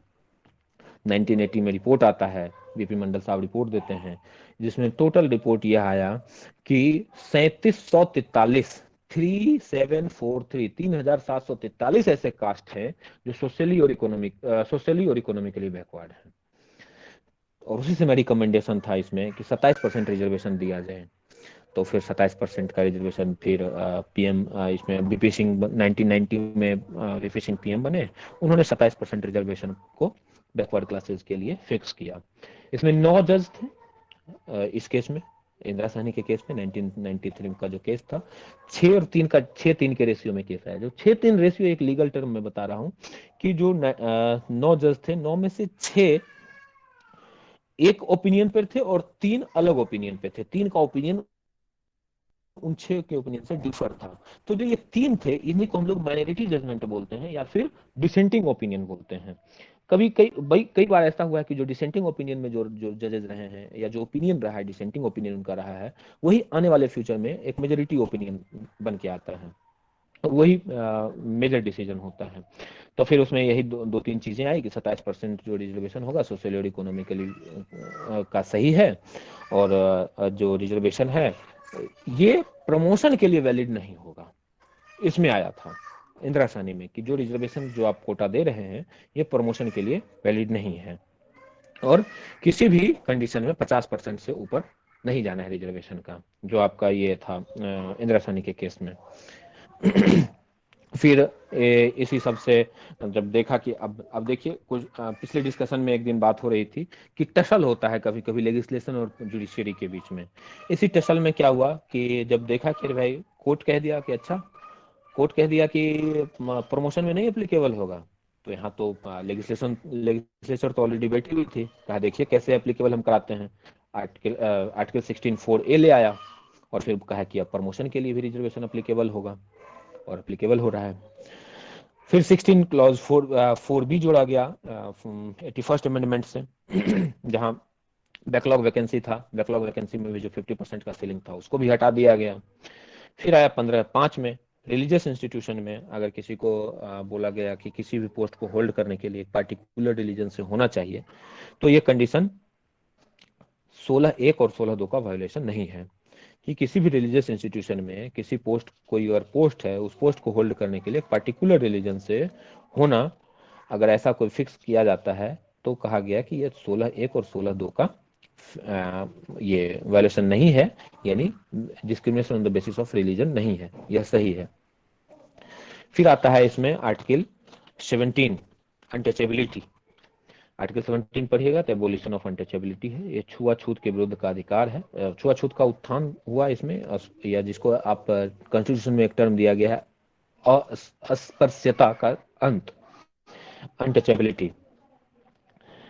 हुआ क्या था, हुआ ये था कि यूएसए में 18th सेंचुरी तक स्लेवरी सिस्टम था, स्लेवरी सिस्टम को फॉलो किया जाता था। लेटर ऑन 1863 में जब वहां के ये पीएम अब्राहम लिंकन थे, तो उन्होंने एक क्या लाया, इमेंसिपेशन प्रोक्लेमेशन लाया 1863 में। 13वें अमेंडमेंट से 13th अमेंडमेंट में क्या किया गया कि सभी स्लेव को फ्री करने के लिए एक लॉ लाया और प्रोहिबिशन, उसमें प्रोहिबिशन लगाया गया स्लेवरी के अगेंस्ट। और इंडिया में स्टार्टिंग से ही आर्टिकल 17 को जोड़ा गया, एवोल्यूशन ऑफ अनटचेबिलिटी रहा। अनटचेबिलिटी एक देखिए यहाँ एक क्या ना कि ब्रॉडर टर्म है, अनटचेबिलिटी वर्ड यूज कर दिया गया है हमारे आर्टिकल 17 में, लेकिन अनटचेबिलिटी को ना ही तो पार्ट 3 में डिफाइन किया गया, ना ही पूरे कॉन्स्टिट्यूशन में कहीं भी। तो फिर आया कि कैसे होगा, तो बोला ये हिस्टोरिकल डेवलपमेंट और जो प्रैक्टिसेस हैं जो पीछे होती रही है कि किनके लिए अस्पृश्यता चल रहा था, किनको टच नहीं किया जाता था, या किनके ऊपर क्या प्रोहिबिशन था, किनको प्रोहिबिट किया जाता था, तो वो हिस्टोरिकल बैकग्राउंड हमारा रहा है। और जो वहां से देखेंगे और जो प्रैक्टिसेस हैं अभी एग्जिस्टेंस में, उसको देखा जाएगा। और जनरली ये कास्ट बेस्ड होता था, वो फॉरबिडन होता था कि उनको नहीं छूना है, या उनको कहीं नहीं जाना है, उनको कहीं बैठने नहीं देना है, इस तरीके की चीजें होती थी कि कुएं पे नहीं जाने देना है, या उनको टैंक नहीं यूज करने देना है, पानी नहीं देना है। बाबा साहब भीमराव अम्बेडकर भी इसके शिकार रहे हैं, जब आप पढ़िएगा कि वो नो प्यून नो वाटर का एक जब वो इन्हें लिखे हैं वो खुद ही कि no peon no water, school में जिस दिन प्यून नहीं आता था तो जो लोअर कास्ट के बच्चे थे उनको पानी तक नहीं दिया जाता था, क्योंकि प्यून ही पानी देता था और लोअर कास्ट के बच्चे हाथ से पीते थे। तो ये वहाँ भी ये चीजें थी और वहाँ भी अनटचेबिलिटी थी उस समय भी। तो इसके बाद क्या हुआ ना कि 1955 में एक एक्ट लाया गया, अनटचेबिलिटी ऑफेंस एक्ट 1955। तो अनटचेबिलिटी थोड़ा सा वर्ड सबको सूट नहीं कर रहा था उस समय। फिर एक कमिटी बनी, कमिटी ऑन अनटचेबिलिटी, एंड जो कि बोला कि जो इकोनॉमिकली एंड एजुकेशनली जो हैं, जो बैकवर्ड हैं, उन खास करके उनके उन्हीं को अनटचेबिलिटी का शिकार होना पड़ता था। और वो कमिटी ने कहा कि इसको क्यों ना इसको एक रीनेम कर दिया जाए। तो कमिटी का रिकमेंडेशन भी था कि इस जो एक्ट था अनटचेबिलिटी ऑफेंसेस एक्ट 1955, क्यों ना इसको रीनेम कर दिया जाए। इसको एक अच्छा नाम दिया और रिकमेंडेशन था कि protection of civil right act. Act उसी समय का रहा, 1955 का ही, उसका नाम बदल के protection of civil right act 1955 लाया। जो एक्ट देखिएगा तो इस एक्ट में जो भी ऑफेंस होते हैं, जो भी ऑफेंस है वो नॉन कंपाउंडेबल है, यानी उसको कॉम्प्रोमाइज नहीं किया जा सकता है बाद में। और इसमें पनिशमेंट का प्रोविजन है। पनिशमेंट है कि अगर एक बार किया तो फिर पनिशमेंट है, फिर दोबारा अगर वही आदमी वो प्रैक्टिस किया वो चीजें, तो उस पर फिर इनहेंस्ड पनिशमेंट भी है। और ये तो ये है, और फिर एक पब्लिक सर्वेंट भी कहा गया कि अगर पब्लिक सर्वेंट का ये ड्यूटी है कि मतलब अगर पब्लिक ऑफिस में जब भी वो किसी तरह का कोई फंक्शन डिस्चार्ज कर रहा हो, पब्लिक फंक्शन डिस्चार्ज कर रहा हो, वहाँ ये मना नहीं कर सकता है कि ये अनटचेबल क्लास का है, इसको हम नहीं छुएंगे, या इसको इसमें हम इन्वेस्टिगेट नहीं करेंगे, या ये नहीं कोई एफआईआर लॉन्च हुआ है जो कि उस समय तो काफी जोर शोर से ये मामला था 1955 में। तो पब्लिक सर्वेंट जो कि जो हमारे यहाँ कास्ट सिस्टम है, उस कास्ट सिस्टम में जो सो कॉल्ड हायर कास्ट के लोग होते थे पब्लिक सर्वेंट, वो लोअर कास्ट के यहाँ इन्वेस्टिगेशन में जाना मुनासिब नहीं समझते थे। उनके चेयर पे बैठना या उनके घर बैठना या उनसे बातें करना या उनको छूना सही नहीं समझते थे। तो उनके ऊपर भी लाया गया कि अगर कोई पब्लिक सर्वेंट अगर ऐसा मना करता है इन्वेस्टिगेशन से, या एफआईआर लॉन्च करने से मना करता है, या कोई जांच पड़ताल करने से मना करता है, या उसको छूने से मना करता है, तो वो भी ऑफेंस के लिए लायबल होगा और उसके ऊपर भी केस दर्ज होगा और वो भी पनिशमेंट के लिए लायबल होगा। इस तरह की चीजें थी। उसके बाद स्टेट गवर्नमेंट को भी पावर दिया गया इसमें कि जो इसमें पनिशमेंट तो कीजिए ही, और फाइन भी रहेगा। जो फाइन होगा वो स्टेट ट्रेजरी में जाएगा, यहाँ से फाइन जमा होकर। फिर आया कि फिर एक केस आया इसमें, people's union for democratic reform, democratic right and Union of India का केस आया। उसमें बोला कि ये फंडामेंटल राइट केवल स्टेट के अगेंस्ट ही नहीं, इंडिविजुअल के अगेंस्ट भी इन्फोर्सेबल होगा, दोनों के अगेंस्ट इन्फोर्स किया जा सकता है। फिर यही सब है। और इसी से रिगार्डिंग फिर आप देखेंगे कि एक एक्ट आया 1989 में भी, SC/ST prevention of atrocities act करके, कि SC और ST के लिए जो चीजें हैं कि उनके ऊपर जो प्रिवेंशन, उनके ऊपर जो एट्रोसिटी हो रहा है वो एट्रोसिटी ना हो, उनको रोकने के लिए 1989 में एक एक्ट लाया गया जो कि SC और ST के लिए स्पेशली एप्लीकेबल है। 17 में इतना ही। अब आगे आर्टिकल 18 में आते हैं जहां एबोलिशन ऑफ टाइटल है। एबोलिशन ऑफ टाइटल में है कि जो evolution of title, no title not being the military और एकेडमिक, मतलब कि पहले क्या होता था ना कि अंग्रेज का जब भी शासन था तो वहाँ एक पॉलिटिकल अपीजमेंट के लिए, पॉलिटिकली खुश करने के लिए, अंग्रेज उसे अपना अपना आदमी बनाने के लिए उसको एक बहुत बहुत अलग अलग तरह का टाइटल दिया करते थे, जैसे राजा, महाराजा, राय बहादुर, रंग बहादुर, वीर बहादुर, इस तरह का एक टाइटल दिया जाता था उन्हें कि ताकि वो खुश रहे और हमसे वो मिला रहे, और इस तरह की चीजें होती थी। तो जो हमारा कॉन्स्टिट्यूशन आया तो उसमें आर्टिकल 18 से बोला गया कि कोई भी टाइटल स्टेट के द्वारा कन्फर नहीं किया जाएगा, स्टेट के द्वारा नहीं दिया जाएगा, नहीं दिया जाएगा। जब स्टेट नहीं देगा तो फिर क्या इसमें मिलिट्री और एकेडमिक टाइटल भी आएगा? तो बोला नहीं, इसमें एक्सेप्शनल में मिलिट्री और एकेडमिक टाइटल रहेगा। मिलिट्री में जैसे रैंक होता है ना कि विंग कमांडर, लेफ्टिनेंट, तो इस तरह लेफ्टिनेंट हो गया, ग्रुप कैप्टन हो गया, स्क्वाड्रन लीडर हो गया, जो रैंक है मिलिट्री का, एयरफोर्स, आर्मी और नेवी का, बोला ये रैंक जो है ये टाइटल नहीं है, ये रैंक है, इसलिए ये रैंक स्टेट अवार्ड कर सकती है, स्टेट दे सकती है, लेकिन टाइटल नहीं देगी। और जो एकेडमिक है, एकेडमिक्स में भी हमारे यहाँ दिया जाता है कि अलग अलग लोगों के लिए, जैसे पद्मा अवार्ड है, पद्मा अवार्ड भी ये अवार्ड है, ये टाइटल नहीं है। और एकेडमिक्स में भी बहुत सारे टाइटल दिए जाते हैं, बहुत सारे अवार्ड दिए जाते हैं। हमारे यहाँ भारत रत्न का भी है प्रोविजन, भारत रत्न भी दिया जाता है, पद्मश्री, पद्म विभूषण, पद्मश्री, पद्म भूषण, पद्म विभूषण, पद्मा अवार्ड में 3 तरह का है। ये नॉन सिटीजन्स के लिए नहीं है, ये सिटीजन्स के लिए ही है। और इसमें फॉरेन स्टेट से भी कोई टाइटल एक्सेप्ट नहीं कर सकता है विदाउट द परमिशन ऑफ। इसमें है फॉरेन स्टेट अगर कोई टाइटल देती है तो प्रेसिडेंट के परमिशन से लिया जाता है। विदाउट प्रेसिडेंट के परमिशन आप कोई फॉरेन स्टेट से किसी तरह का नहीं ले सकते हैं किसी तरह का टाइटल। इसमें फिर बहुत सारा कंट्रोवर्सी हुआ जब आप देखते होंगे कि जब जो रूलिंग पार्टी होती है, रूलिंग गवर्नमेंट होती है, आज से ही नहीं स्टार्टिंग से ही इसमें पद्मा अवार्ड का बहुत सारा मिसयूज होता था।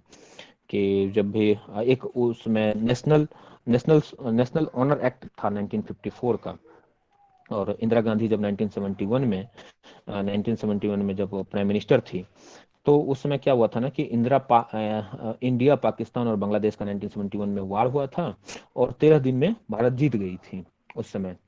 तो प्रेसिडेंट उस समय थे साहब, वो बीबी गिरी साहब थे। उन्होंने इंदिरा गांधी को भारत रत्न दिया। तो और उन्होंने एक प्रेसिडेंशियल ऑर्डर दिया बाकायदा कि ये मेरे सोल डिस्क्रिप्शन पे है, और मैं अपने मन से इन्हें अवार्ड दे रहा हूँ कि इन्होंने 13 दिन में वार को खत्म करा दिया। तो ये टोटली एक पॉलिटिकल इम्पीचमेंट था। और प्रेसिडेंट क्या, प्रेसिडेंट खुद तो ये जस्ट रबर स्टाम्प, प्रेसिडेंट तो खुद अपना होता नहीं था। प्रेसिडेंट का अपना तो कुछ नहीं है, वहाँ कैबिनेट ने या फिर वहाँ जो वहाँ से जो रिकमेंडेशन गया प्रेसिडेंट उसको माने, और उन्होंने पद्म उसमें अवार्ड दे दिया इंदिरा गांधी को। सॉरी, पद्म अवार्ड नहीं, वो भारत रत्न दिया था। फिर वही चीजें थी जब राजेंद्र प्रसाद प्राइम मिनिस्टर थे और जवाहरलाल नेहरू थे। 1955 या 56 की बात थी। तो उस समय जो भी इस तरह की चीजें हुआ करती थी, चाहे वो इंदिरा गांधी के समय हुआ हो या पंडित जवाहरलाल नेहरू साहब के टाइम हुआ हो, तो जो मेरिट पे चीजें ना होकर अपीजमेंट का एक फॉर्म ले लिया था। बहुत क्रिटिसिज्म भी हुआ इसमें, बहुत ज्यादा क्रिटिसिज्म हुआ बहुत बार, क्योंकि जिसकी भी गवर्नमेंट होती थी अपने फेवरेबल लोगों को या अपने खुद को वहाँ तरह तरह के अवार्ड दिला लेते थे। तो एक हुआ था कि जैक मार्टिन भी आप याद होगा कि जो प्रिंसिपल ऑफ जो जैक मार्टिन थे, जब राजीव गांधी ने क्या किया था कि जैक मार्टिन प्रिंसिपल थे दून स्कूल के, और राजीव गांधी दून स्कूल के स्टूडेंट थे। तो इनका ये जब आए थे तो इन्होंने क्या किया कि जैक मार्टिन को दिला दिया पद्मा अवार्ड। फिर ज्ञानी जैन सिंह का देख लें आप। एक थोड़ा सा हिस्टोरिकल मैं बता देता हूँ कि देखिए कि कैसे इसका मिटिलाइजेशन हुआ, और फिर कोर्ट में भी मामला गया ये। फिर ज्ञानी जैन सिंह तो के आंख का ऑपरेशन किए थे एक डॉक्टर साहब, उनका नाम था डॉक्टर धनवंत सिंह, उनको भी उन्होंने पद्मा अवार्ड दिला दिया। तो जब इस तरह का मिसयूटिलाइजेशन होने लगा मेरिट पर ना देकर, टोटली एग्जीक्यूटिव डिसीजन हुआ करता था, प्रेसिडेंशियल ऑर्डर निकाल के चीजें पद्मा अवार्ड या भारत रत्न इस तरह की चीजें दे दी जाती थी। 1992 में इसको चैलेंज कर दिया गया, मामला कोर्ट में पहुंचा। कोर्ट ने कहा कि ऐसे कैसे, जो आप डिसीजन ले लेते हैं कि भाई ये हमारे स्कूल के प्रिंसिपल थे तो इनको दे देते हैं, या हमारे आंख का ऑपरेशन किए तो इनको दे देते हैं, तो ये चीजें तो गलत है। जो आर्टिफिशियल डिवीजन है, कोर्ट ने स्पेशली ये वर्ड यूज किया कि आर्टिफिशियल डिसीजन, आप अपने मन से जो डिवीजन कर लेते हैं, ये डिवीजन बिल्कुल ही गलत है। और जो ये इस तरह की चीजें हैं कि मॉनेटरी या डायनेस्टिक की, ये फलाने वंशज हैं, उनके उनके बेटे हैं इसलिए उनको दिया जा रहा है, उनके पोते हैं इसलिए दिया जा रहा है, ये बिल्कुल गलत है। तो यही आप देखे होंगे जब आप हिस्ट्री में देखिएगा पद्मा अवार्ड के हिस्ट्री में, तो 1992 में मामला कोर्ट में आया था। 1993 से 1996 तक कोई भी पद्मा अवार्ड नहीं दिया गया था। उसके बाद फिर डिसीजन आया, कहा गया कि अब जब भी होगा तो ये ट्रूली मेरिट बेस्ड होगा, और ये टोटली मेरिट बेस्ड होगा, ये सारी चीजें देखी जाएगी, और जो भी नेशनल ऑनर्स दिए जाएंगे वो रीजनेबल होंगे, और जो भी होगा मेरिट बेस्ड होगा। और क्योंकि बोला कि हमारे कॉन्स्टिट्यूशन का ये एम है, हमारे कॉन्स्टिट्यूशन का ये एम है कि इक्वलिटी प्रिवेल करे, इक्वलिटी रहे, इसीलिए मेरिट बेस्ड चीजें होनी चाहिए। आप देखे होंगे कि आप किसी भी चीजों को, कोई खुद अभी जैसे पद्मश्री, पद्म भूषण, पद्म विभूषण या भारत रत्न किसी अलाइव व्यक्ति को दिया जाता है, तो वो खुद से इस चीज को नहीं यूज कर सकता है। कि जैसे आप जो भी हमारे इस ग्रुप में बीएचयू से जुड़े हुए लोग हैं, उनको पता होगा कि जब डॉक्टर लालजी साहब वहाँ वाइस चांसलर थे, तो उन्हें भी पद्मश्री दिया गया था। पद्मश्री था ना सर, रजनी सर? हाँ हाँ पद्मश्री दिया गया था। हाँ, पद्मश्री दिया गया था। तो जब भी वो कहीं शिलान्यास होता था तो पद्मश्री लिख दिया जाता था, पद्मश्री से लालजी प्रसाद, तो ऐसे करके लालजी सिंह, तो ऐसे करके फिर बहुत सारे बहुत ज्यादा हुआ। तो मैं और कुछ 2-3 लोग और थे, तो फिर हम लोगों ने लिखा था। ब्रजेश अभी है हमारे साथ का ही है, अभी सुप्रीम कोर्ट में वो एडवोकेट है, तो हम लोगों ने लिखा था। तो फिर उस समय फिर मुहिम चला बाकायदा, फिर जहां जहां शिलान्यास हुआ था पद्मश्री लिखा हुआ था उसको पोत दिया गया, उसको वहां से उकेड़ दिया गया, हटा दिया गया था। तो ऐसा ऐसा था कि मतलब आप खुद से नहीं यूज कर सकते हैं। हाँ ठीक है, मैं अगर पद्मश्री लालजी प्रसाद को अगर बुला रहा हूं कहीं, तो मैं इनविटेशन में लिख सकता हूं कि Padmashri awardee mister so and so, Bharat Ratna awardee mister so and so, मैं लिख सकता हूं। यानी कोई दूसरा व्यक्ति उनके लिए लिख सकता है, लेकिन वह व्यक्ति खुद के लिए वह खुद अवार्ड एज ए टाइटल नहीं यूज कर सकता है। ये कोर्ट का ही डेवलपमेंट है। तो ये रहा आर्टिकल 18, जो कि है देखने में बहुत छोटा लेकिन बहुत ही इंटरेस्टिंग है। और अब आते हैं आर्टिकल 19 पर। प्रशांत बाबू, मुझे सर कुछ कहना है। सर मुझे लगता है कि चूंकि 1 घंटा 17 मिनट हम लोग ऑलरेडी यात्रा कर चुके हैं, और आर्टिकल हाँ 19 तो मुझे लगता है कि one of the most debatable article है बहुत उसे हाँ बहुत सर, किसी आर्टिकल 19 के 6 तो प्रोविजन है, सब में रिस्ट्रिक्शन है मेरा क्योंकि यहाँ मेरा पैरेलल। मेरा ये जो मत है कि हाँ आज के लिए हम लोग इस सेशन को यहीं रखें, उसके बाद जो हम लोग के कुछ क्वेश्चन आंसर्स हैं उसको ले लें, बिल्कुल बिल्कुल और बिल्कुल। कल हम लोग क्या करें कि कल हम लोग प्रीपोन्ड कर लें, मतलब 7 बजे की जगह पे 6:15 या 6:30 कर ले, ताकि पूरा कवर अप करके हम लोग बाइंड अप कर ले इसको। ठीक। ये सही तो रहेगा। हाँ, तो मोहित जी से मैं कहूंगा कि मोहित जी क्वेश्चंस लें और फिर प्रशांत उसको रिस्पॉन्ड करें। जी सर, जी sir. And before I take questions I would like to summarise today's lecture. And in बात जो सर ने कहा है मैं बहुत लाइक 2 मिनट में बताना चाहूंगा सर, उस पर हाईलाइट्स क्या हैं। सर आज का टॉपिक फंडामेंटल राइट्स पे था, जो कि ऑलरेडी अपने आप में काफी कॉम्प्रहेंसिव टॉपिक है, मल्टीपल डायमेंशंस है इसकी। सर ने एक लीगल या जुरिडिकल जो डायमेंशन होती है उसको एक्सप्लोर करने की कोशिश की। एंड शुरुआत हुई मैग्ना कार्टा से, जिसे जो सबसे पहला बिल ऑफ राइट्स कहा जाता है जिसको सिविलाइज्ड वर्ल्ड में।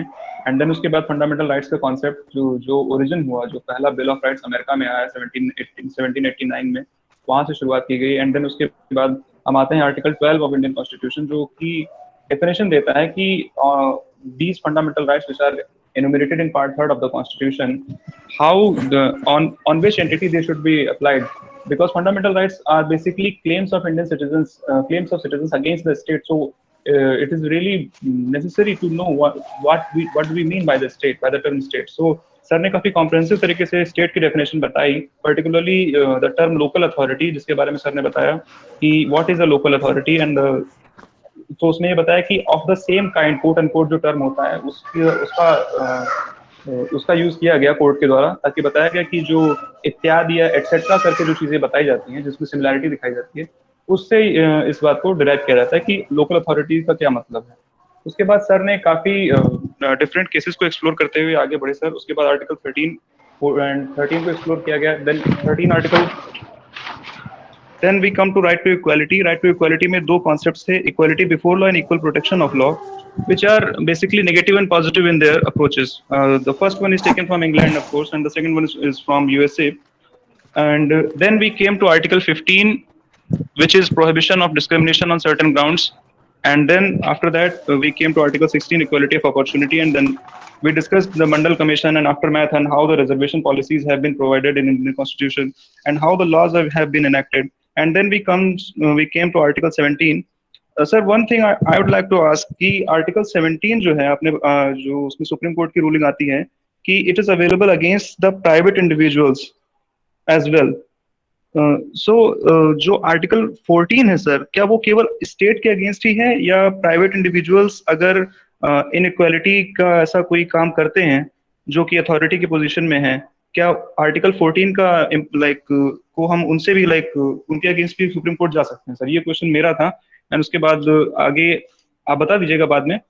एंड उसके बाद आर्टिकल 18 अबॉलिशन ऑफ टाइटल्स की बात करते हैं, की गई काफी डिटेल में सर ने अबॉलिशन ऑफ टाइटल्स की भी बात की, जिसमें ये भी बताया गया कि जो टाइटल्स, जो अवार्ड्स दिए जा रहे हैं वो टाइटल्स नहीं है। And the difference between award and title is that titles were given to families, so they became a part of family and inherited like by the next generation, and awards are not in such manner. So awards के बारे में बात की गई, Padmashri and Padma Bharat Ratna and जो award politics होती है उसके बारे में बात की गई. So this has been our lecture so far. The floor is open for questions. If anyone has any kind of question regarding today's lecture, you are free to ask questions. And sir, मेरा जो question था वो सिर्फ नहीं था कि article हाँ 17. मोहित आपका क्वेश्चन बताएं. हाँ बताएं आप अपना जी क्वेश्चन. सर, मेरा क्वेश्चन इतना ही था कि article 17 is also available against individual citizens. And it is understandable that if a person practices untouchability in any manner, the victim can go to the court as the violation, as his fundamental right is being violated. But I'm asking कि अगर article 14 यानी कि right to equality की हम बात करते हैं, so there are we can imagine certain conditions and positions where people who are powerful and who are generating employment in society, and if they discriminate in terms of equality, they are not discriminating as such for in terms of untouchability, but they are discriminating in terms of equality. So can the victim go to court if his fundamental right number 14 is being violated by an individual? That is my question. And देखिए after sir has answered my question, if any one of the attendants in today have any kind of question or regarding fundamental rights in today's lecture, feel free to ask. Sir, thank you. हाँ देखिए, जैसा कि आपने कहा कि कोई अगर आप एरिया का, आप जहाँ तक कि मैं समझ पाया हूँ, आपने कहा कि कोई एक पावरफुल पर्सन है, वो एम्प्लॉयमेंट जनरेट करता है और एम्प्लॉयमेंट देता है और वो डिस्क्रिमिनेशन करता है, ठीक है, अनटचेबिलिटी के ग्राउंड पे नहीं, कास्ट के बेसिस पे या रिलीजन के बेसिस पे डिस्क्रिमिनेशन करता है, तो वो उसके अगेंस्ट आप फंडामेंटल राइट के वायलेशन को लेकर जा सकते हैं कि नहीं? यही है ना आपका question? Sir, my question is regarding article 14. अगर आर्टिकल 17 जो है उसका वायलेशन होता है तो हमें इंडिविजुअल के अगेंस्ट भी पावर है कोर्ट जाने की. कोर्ट की रूलिंग हाँ ये है. आई है, ठीक. तो अगर हाँ कोई इंडिविजुअल हमारे आर्टिकल 14 को वायलेट करता है, क्योंकि ऐसी कंडीशन इमेजिन की जा सकती है जिसमें इक्वालिटी ना दी जाए इंडिविजुअल ट्रीटमेंट में, तो क्या इंडिविजुअल वायलेशन होने पे हम कोर्ट जा सकते हैं? देखिए, 17 का अगर वायोलेशन हुआ है तो उसके लिए अब फंडामेंटल राइट के लिए तो आप जाइएगा ही जाइएगा. फंडामेंटल राइट के वायोलेशन से अब आप देखे होंगे, जो भी हमारा लीगल पर्सपेक्टिव रहा है, जब भी फंडामेंटल राइट का वायोलेशन होता है तो स्टेट या इंडिविजुअल के अगेंस्ट जो भी फंडामेंटल राइट है, तो वो उस फंडामेंटल राइट में कोर्ट स्टेट के ऊपर भी किसी तरह का, स्टेट के ऊपर तो किसी तरह का पनिशमेंट तो नहीं देगी, स्टेट को एक डायरेक्शन देती है कोर्ट, ठीक है. लेकिन जब आप बात आर्टिकल 17 की करते हैं, जहां अनटचेबिलिटी होता है, अनटचेबिलिटी को ही बेसिस बना के अगर मान लीजिए किसी कहीं ये इंडिविजुअल के अगेंस्ट भी अवेलेबल है, तो यहाँ अब तो एक्ट आ चुका है जहां जहां अनटचेबिलिटी को क्रिमिनलाइज कर दिया गया है, अनटचेबिलिटी को क्रिमिनलाइज किया गया और protection of civil right act 1955 में उसको तो क्रिमिनलाइज कर दिया गया. वो तो सब बेटर रेमेडी तो उसको यही मिल जाएगा, तो कोर्ट जाने की उसमें तो कोई नौबत ही नहीं है. फंडामेंटल राइट का इन्फ्रिंजमेंट का अगर ले भी जाएगा तो कोर्ट क्या ही कर लेगी, बहुत होगा तो डायरेक्शन देगी कोर्ट, उसमें ना किसी तरह का पनिशमेंट देगी और ना ही किसी तरह का फाइन इम्पोज किया जाएगा. लेकिन जब वो आदमी अपना grievance protection of civil right act 1955 के थ्रू लेकर जाएगा, तो वहां तो जिसके अगेंस्ट लेकर गया, अगर केस इस्टेब्लिश हो जाता है और प्रूव हो जाता है, तो उसको पनिशमेंट भी दिया जाएगा, उसे जेल भी हो सकता है, उसे फाइन भी इम्पोज किया जा सकता है. और अगर एक ग्रेटर एक्सटेंट तक अनटचेबिलिटी प्रैक्टिस किया गया, तो अब तो कंपनसेशन का भी कंसेप्ट उसमें आ गया है कि जो विक्टिम है उसको कंपनसेशन भी दिया जाता है. तो जी बेटर जी सर. होगा कि लोग इसके थ्रू मूव करें, ना कि फंडामेंटल राइट के इन्फ्रिंजमेंट के थ्रू मूव करें. जी जी sir. Is there anyone who has next any question. Questions? क्या कोई क्वेश्चन पूछना चाहता है? सर जैसा कि आपने बताया कि आर्टिकल 12 है और आर्टिकल भाषा है, सुप्रीम कोर्ट के बहुत सारे डिपार्टमेंट हैं जैसे कि एपीएस ये अर्चना आपकी लग रहा है आवाज आज का नहीं आ लेक्चर रही किन्हीं को बेटा. समझ में नहीं आया क्या? नहीं आवाज आ रही मेरी सर तरफ आपकी? सवाल वही ना हो पूछते तो हैं, मैं लेकिन एक आवाज सवाल नहीं आ पूछना रही. चाहता हूँ प्रशांत जी से. नहीं प्रशांत जी जो है आपने जी एलिबोरेट अच्छा किया, समझ में आया है। जी जी नहीं, अभय जी, मुझे लग रहा अभय है जी कुछ प्लीज. समझ नहीं आया इसलिए क्वेश्चन नहीं पूछ पा रहे हैं कोई. नहीं ऐसा ऐसा नहीं ना, नहीं ऐसे मेरे प्लीज दो अभय जी सवाल प्लीज हैं. कंटिन्यू। मे- मेरे दो सवाल हैं. हाँ मैं जी पूछो. अब आ रही है। हाँ, पहला जी ये जी कंटिन्यू कंटिन्यू. पहला ये है कि अभी पार्लियामेंट ने सिटीजनशिप अमेंडमेंट बिल पास किया था या इनेक्ट किया, तो उसमें उसने दो बैकग्राउंड रखे, मतलब दो बैकग्राउंड पे कुछ एक कम्युनिटी को या रिलीजन को डिस्क्रिमिनेट किया गया है। पहले तो उसमें मुस्लिम्स को और ज्यूडिस को उससे बाहर रखा गया है, जो भी नेबर कंट्रीज के माइग्रेंट हैं उनमें से। और दूसरा, उसमें कट ऑफ डेट रख दी गई है 31 दिसंबर 2014, ओ सॉरी, हाँ 2014। तो ये क्या आर्टिकल 14 का वायलेशन नहीं है? जबकि वैसे संसद को राइट है कि वो उसके आधार क्या होंगे वो तय कर सकती है, लेकिन फिर भी कोई कट ऑफ डेट रख देना और उसमें से किसी पर्टिकुलर किसी कम्युनिटी को बाहर रखना, तो उसमें एक तो कम्युनिटी वाला मसला अलग है। दूसरा ये कि जैसे मान लो कि हम मानते हैं या सरकार मानती है कि में रहे हैं या वहां से आए हैं यहाँ पे, उनके साथ इल ट्रीटमेंट हुआ है, तो क्या 31 दिसंबर 2014 के बाद नहीं हुआ होगा या 2020 में क्या वहां नहीं हुआ होगा? तो हम जो ये कट ऑफ डेट रख दे रहे हैं, क्या ये वायलेशन नहीं है आर्टिकल 14 का? बिल्कुल। देखिए, दो क्वेश्चन। पहला कि केवल दो कम्युनिटी को छोड़ देना और बाकी कम्युनिटी को इंक्लूड कर लेना, क्या ये 14 का वायलेशन नहीं है? दूसरा, जो एक डेट फिक्सेशन किया गया कट ऑफ डेट का 31 दिसंबर 2014 का, क्या ये डिस्क्रिमिनेशन नहीं है ऑन द ये कि इसकी क्या गारंटी है कि 14 से पहले ही एक्सप्लॉयटेशन हुआ और 14 के बाद एक्सप्लॉयटेशन नहीं हुआ? क्या ये एक सोल बेसिस हो सकता, मतलब ये डेट फिक्स करना किस हद तक सही है? बेशक जब आप अभय जी, आप तो वैसे तो आप खुद भी जानकार हैं और इस चीज को आप अच्छे तरीके से देख रहे हैं कि आर्टिकल 14 जो है, ठीक है, अपार्ट फ्रॉम कॉन्स्टिट्यूशन और apart from this academic discussion, अगर थोड़ा सा इसको अगर पॉलिटिकल वे में ले जाए तो आप सारे लोग यहाँ लर्नेड स्कॉलर्स जितने हैं पॉलिटिकल साइंस के एक्सपर्ट हैं, तो पॉलिटिकल इन प्रैक्टिस चीजें, इन कॉन्स्टिट्यूशन चीजें अलग है और इन प्रैक्टिस जो चीजें होती हैं कहीं ना कहीं स्लाइटली डिफर होता है। तो जो भी चीजें इस तरह की, जो भी अमेंडमेंट लाए जाते हैं कॉन्स्टिट्यूशन में या कोई बिल लाया गया एक्ट बनाने के लिए, तो कहीं ना कहीं उसके पीछे एक पॉलिटिकल मोटिव होता ही होता है। हमारा जो ये सिटीजनशिप अमेंडमेंट बिल रहा, इसके पीछे भी कहीं ना कहीं एक पॉलिटिकल मोटिव छिपा हुआ है। तो वो एक पैटेंट ना हो, फेस पे ना दिखे, वो एक छिपा हुआ और एक लेटेंट एजेंडा के रूप में काम करे, इसके लिए उन्होंने इस तरीके से आप उस मुस्लिम और ज्यूस को केवल वो ज्यूस को केवल साइड कर दिया और बाकी कम्युनिटी को इंक्लूड कर लिया गया और डेट भी फिक्स किया गया कि 31 दिसंबर 2014। तो अब जब मामला कोर्ट में, ये हालांकि इसके रिगार्डिंग सिटीजनशिप अमेंडमेंट के रिगार्डिंग एक बार मामला जा चुका था कोर्ट में, सुप्रीम कोर्ट में मामला गया, तो मेनली जब भी कोई किसी तरह का कोई डिस्क्रिमिनेशन किया गया है या कोई क्लासिफिकेशन किया गया, तो जो हमारा ओल्ड कंसेप्ट था, ओल्ड कंसेप्ट में भी दो चीजें देखी गई थी, ओल्ड कंसेप्ट ऑफ इक्वलिटी में भी, कि दो चीजें थी, एक इंटेलिजिबल डिफरेंसिया और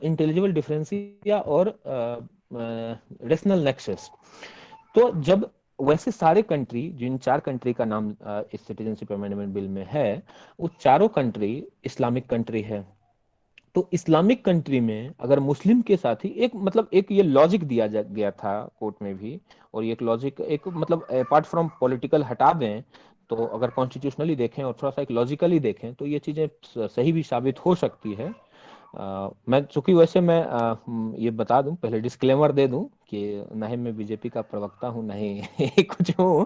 ऐसी ये एक ऐसी कोई डिस्क्लेमर बात है। नहीं है, बस just point of view.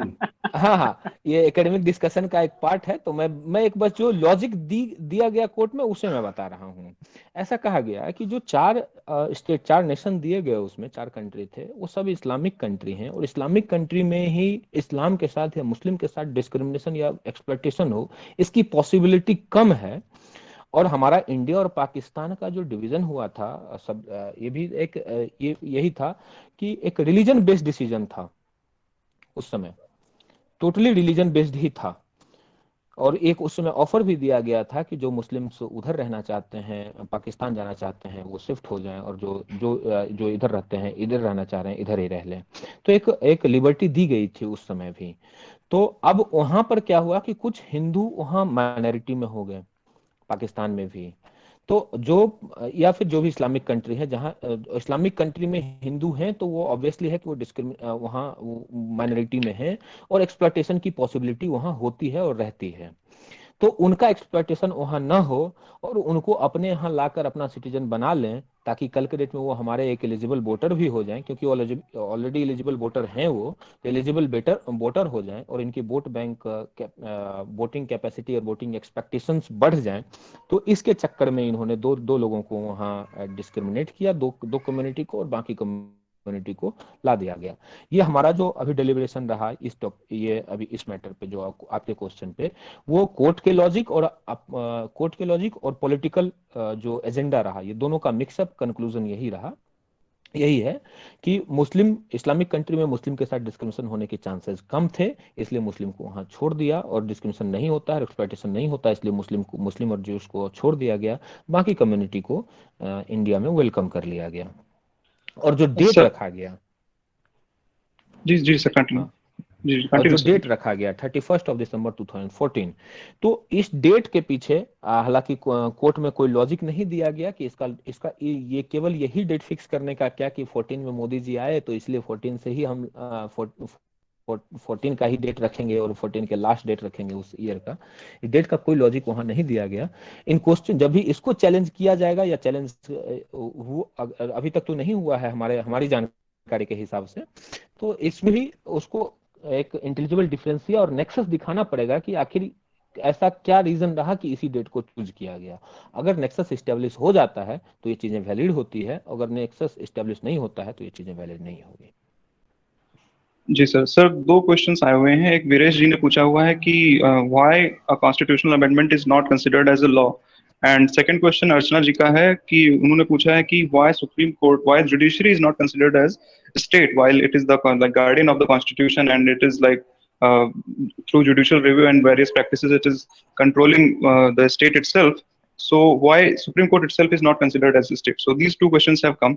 If you'll please पहला sir. क्या एक क्वेश्चन क्या क्या क्या कहा कि judiciary is not A state, यही ना? ये सर अर्चना जी का क्वेश्चन है कि why judiciary itself is not considered as a state, and उससे पहले वीरेश जी ने पूछा है कि why a constitutional amendment is not considered law under article 13। देखिए, ये why constitutional amendment is not considered as a law, इस पे जब एक बार मैं आर्टिकल 368 अमेंडमेंट पे मैं एक लेक्चर लूंगा, तो क्योंकि अभी वो एक कम समय में बता देना, क्योंकि एक जुडिशियल प्रोसीडिंग चला, जुडिशियल प्रोसेस हुआ, जुडिशियल डेवलपमेंट हुआ। जब मैं आर्टिकल 368 पे एक लेक्चर लूंगा तो उसमें मैं इसको काफी अच्छे से, क्योंकि उसमें इसी पर डिस्कशन ही होना है कि why amendment is not a law, when amendment was considered as a law and when it was not considered as a law, तो ये उसी में डिस्कस करूंगा तो ज्यादा बेटर होगा। अभी बताऊंगा तो फिर ये ज्यादा समय ले लेगा, तो बाकी क्वेश्चन हमारे रह जाएंगे। तो इसमें जो भी इस क्वेश्चन को रेज किए हैं उनको मैं बोलूंगा थोड़ा आप सब्र करें, बहुत जल्द ही मैं जून में एक लेक्चर लूंगा आर्टिकल 368 पर, जो कि केवल अमेंडमेंट बेस्ड होगा। अमेंडमेंट में भी कम से कम 17 या 18 केसेस हैं सुप्रीम कोर्ट के, और वो स्टेप वाइज डेवलपमेंट है और वो काफी इंटरेस्टिंग है, सब एक दूसरे से लिंक्ड है। तो उस पर मैं जब मैं डील करूंगा तो इसको क्लियर कर दूंगा। फिलहाल मैं दूसरा क्वेश्चन ले लेता हूं अर्चना जी का, जिन्होंने पूछा था कि why judiciary is not A state. Judiciary खुद को स्टेट में नहीं लाया। अगर जुडिशियरी स्टेट में ले आएगा, मैं बताया दो चीजें कि जुडिशियरी जब जुडिशियल फंक्शन डिस्चार्ज करती है तो वो स्टेट नहीं है, और जब वो एडमिनिस्ट्रेटिव फंक्शन डिस्चार्ज करती है तो वो स्टेट कंसिडर किया जाता है। जब वो एडमिनिस्ट्रेटिव फंक्शन, यानी जैसे जिस तरह का कोई अपॉइंटमेंट, कोई ट्रांसफर, अगर उस तरह की चीजें की गई हाई कोर्ट के द्वारा, हाई कोर्ट एग्जाम भी लेता है, जैसे राजस्थान हाई कोर्ट जुडिशरी का एग्जाम जितना होता है राजस्थान में, राजस्थान लेता है। दिल्ली हाई कोर्ट में दिल्ली का कोई कमीशन नहीं है, स्टेट कमीशन उस तरह का जो कि एग्जाम ले, तो हाई कोर्ट एग्जाम कराती है दिल्ली में जुडिशरी का। तो एग्जाम करवाना, अपॉइंटमेंट का काम, ट्रांसफर का काम, या एडमिनिस्ट्रेटिव डिसीजन, इस तरह की चीजें जब जुडिशरी परफॉर्म करती है तो उस समय judiciary is acting as a state. And when it is acting judicially, यानी जब ये जुडिशियल डिसीजन प्रोनाउंसमेंट करता है, तो उस समय यह स्टेट नहीं होता है। कारण मैं अपने लेक्चर में ही बता दिया था कि कोर्ट के पास ये राइट है, जजेस को ये राइट दिया गया है, पावर दिया जाता है कि वो फांसी का भी सजा सुना सकते हैं। और आर्टिकल 21 प्रोहिबिट करता है स्टेट को ऐसे लॉ बनाने से या ऐसा डिसीजन लेने से या ऐसा रूल रेगुलेशन बाय लॉज लाने से कि जो कि किसी के लाइफ को डिप्राइव करता हो। फांसी का डिसीजन दे देना उसकी जिंदगी को ले लेना है, उसकी जिंदगी को खत्म कर देना है। तो किसी को अधिकार नहीं दिया गया है मर्डर करने का या मारने का, लेकिन जो फांसी का सजा है उससे किसी की जिंदगी छीन ली जाती है। अगर यहाँ पर स्टेट उसको जुडिशियल फंक्शन डिस्चार्ज करने में भी स्टेट कंसिडर कर लेंगे तो फिर कोर्ट किसी को फांसी की सजा नहीं दे पाएगी, क्योंकि उसमें कहा जाएगा कि भाई हमारा फंडामेंटल राइट का इन्फ्रिंजमेंट हो रहा है। आर्टिकल 21 में जब डील करूंगा तो इस पर डील करूंगा कि जब किसी को अधिकार, जब इवन खुद के खत्म करने का अधिकार नहीं दिया गया। राइट टू डाई भी हमारा फंडामेंटल राइट नहीं है जी सर, कि जी सर। खुद से मैं खुद को खत्म कर लूं। तो इसलिए तो स्टेट, लेकिन state procedure established by law के थ्रू वो चीजें वैसे ला सकती है। आर्टिकल 21 में जो आप देखिएगा कि लॉ जो प्रोसीजर दिया गया उस प्रोसीजर के थ्रू वैसा लॉ है कि आप कोर्ट हमारा आईपीसी कहता है कि हाँ अगर कहीं rare of the rarest case हुआ है, रेप हुआ है या मर्डर, ब्रूटल रेप या ब्रूटल मर्डर हुआ है, तो ऐसे केस में आप डेथ पेनल्टी दे सकते हैं, तो कोर्ट डेथ पेनल्टी देगी। अगर फिर कोर्ट को स्टेट कंसीडर कर लिया जाएगा तो फिर डेथ पेनल्टी कोर्ट नहीं दे पाएगी, क्योंकि डेथ पेनल्टी देगा तो जो उसमें एक्यूज होगा वो एक्यूज अपना फंडामेंटल राइट के वायलेशन का केस लेकर चला जाएगा, जी तो जी। फिर एंड ये सिंस जुडिशियल फंक्शन उससे बाधित हो जाएगी। जी जी जी, and since rights are claims against the state, so the judiciary will not be able to enforce those rights as well. तो वहां पे कॉन्फ्लिक्ट आ जाएगा exactly. Sir. Any further questions? Does anyone have any other questions? क्या कोई और question पूछना चाहता है रिगार्डिंग टुडेज लेक्चर? एक और सवाल मैं पूछना चाह रहा हूँ, यदि समय है तो। बिल्कुल बिल्कुल सर। जी सर, प्लीज। इसको अन्यथा न लिया जाए। नहीं नहीं, अरे क्वेश्चन को कभी अन्यथा लिया जाएगा तो फिर डिस्कशन ही नहीं होगा साहब। बिल्कुल बिल्कुल। जैसे आपने बताया और ये फैक्ट है कि एम.आर. बालाजी के केस में 1963 में 50% की कैप लगाई गई थी रिजर्वेशन पे, और कमोबेश ऐसा ही इंदिरा साहनी के केस में हुआ। वहाँ भी कैप को वही, मतलब क्या कहते हैं कि रखा गया, 50% ही रखा गया। जी, उसको बरकरार रखा गया। तो बाकी जगह तो रिजर्वेशन बिलो 50 होता है, तो लेकिन मेरी जानकारी के हिसाब से तमिलनाडु में 69% रिजर्वेशन फॉलो हो रहा है। तो उसको कोर्ट या स्टेट क्यों अभी तक उस दायरे में नहीं ला पाया है, या वो अभी तक जारी क्यों है ऐसे? वो एक बार चैलेंज किया गया था साहब, उसको केस एग्जैक्टली मैं बता नहीं पाऊंगा अभी। तो उसको चैलेंज किया गया था जब 69%। अभी आप फिलहाल देख सकते हैं कि अभी रिसेंटली 2 या 3 दिन पहले कोर्ट ने मराठा रिजर्वेशन को खत्म कर दिया था। मराठा रिजर्वेशन को भी लेकर 50 से 50+ चला जा रहा था वहां भी। तो वहाँ मराठा रिजर्वेशन ये मुंबई में, महाराष्ट्र में खत्म कर दिया गया। तमिलनाडु में भी ऐसी चीजें थी, वहाँ 69 एग्जैक्टली केस में अभी रिकॉल नहीं कर पा रहा हूँ। तो उसमें भी ऐसा था, तो वहाँ एक सब क्लास बनाकर, क्लास में सब क्लास, जबकि सब क्लास इज प्रोहिबिटेड, लेकिन फिर भी बहुत जगह है क्लास में भी सब क्लास बनाया गया। जैसे ओबीसी, अदर बैकवर्ड क्लासेस में बिहार में देखिए 2 क्लास बना दिया, बीसी और ईबीसी, बैकवर्ड क्लासेज और एक्सट्रीमली बैकवर्ड क्लासेज, और एक क्रीमी लेयर का कंसेप्ट ला दिया। लेकिन यहाँ 50% के सीलिंग को पास नहीं, ओवरलैप क्रॉस नहीं कर पा रहा है। लेकिन तमिलनाडु में भी ऐसा ही कुछ था कि सब क्लास बनाकर 69% तक रिजर्वेशन ला दिया गया है। और वहां पर भी कुछ इसी तरह का कुछ प्रोविजन है, स्टेट बेस्ड लॉ है, स्टेट बेस्ड लॉ के थ्रू ऐसा बनाकर कर दिया गया है। तो उसमें थोड़ा सा देखूंगा कोर्ट का क्या डिसीजन था, तब मैं उसको बताऊंगा। वैसे फिलहाल तो यही है कि उसमें क्लास में सब क्लास बनाकर 69% तक रिजर्वेशन दिया गया है। और ऐसा तमिलनाडु ही नहीं, महाराष्ट्र में भी था। और हमारे अगर अब तो देखा जाए तो अब जो बिहार को भी अगर देखा जाए 35% वुमेन रिजर्वेशन है, उसको भी जोड़ के अगर देखा जाए तो ये भी 50% के सीलिंग को पार कर रहा है। वुमेन को 35% रिजर्वेशन दे दिया गया है, लेकिन एक प्रॉपर क्लास और सब क्लास बनाकर रिजर्वेशन को स्कोप तो बढ़ाया ही जा रहा है। और लास्टली ऐसा होगा कि फिर जो इधर केवल जो हमारा अनरिजर्व्ड कैटेगरी होगा वही रिजर्व्ड क्लास बन जाएगा। जी जी सर, बिल्कुल जी sir. So I think today we have really. Sir क्या अब है सर, मैं संतुष्ट कर पाया आपकी क्वेरी को? हाँ ठीक है सर।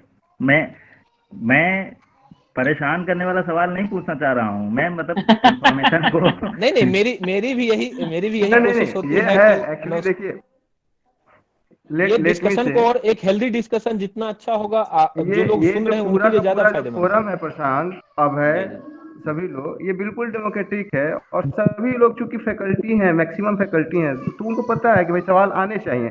दूसरा है कि कुछ चीजें ऐसी हैं जो क्लियर होंगी तो और अच्छा है ना, हाँ, जो लोग सुन रहे हैं उनके लिए और क्योंकि बेटर होगा कि डिसएग्रीमेंट मेक्स मोर एग्रीमेंट, हम बेटर कंडीशन में जाएंगे, वो ज्यादा अच्छा है। डायलेक्टिक्स। खैर अब मुझे लगता हाँ डायलेक्टिक्स, मोहित को हम लोग बोले कि मोहित कंक्लूड करें और कल हम इसको प्रीपोन करते हैं ताकि ये पूरा टॉपिक खत्म हो पाए। नहीं, और किन्हीं का कोई क्वेरी तो नहीं? अगर एक आध क्वेरी हो तो उसको ले सकते हैं हम। आई थिंक टाइम नहीं सर, अभी I think sir we should like consider that it's 8:40 now. yeah, that is why. And we are going to continue this lecture tomorrow as well, so I will take the questions tomorrow. tomorrow का time we can reschedule the time of the tomorrow's जी lecture. जी sir, Pandey sir बता देंगे। हम अभी उसको डाल देंगे व्हाट्सएप ग्रुप पे। जी जी, आप डिस्कस कर लीजिएगा, आप बता दीजिएगा टाइमिंग क्या है। Yes, yes, fine, fine, fine.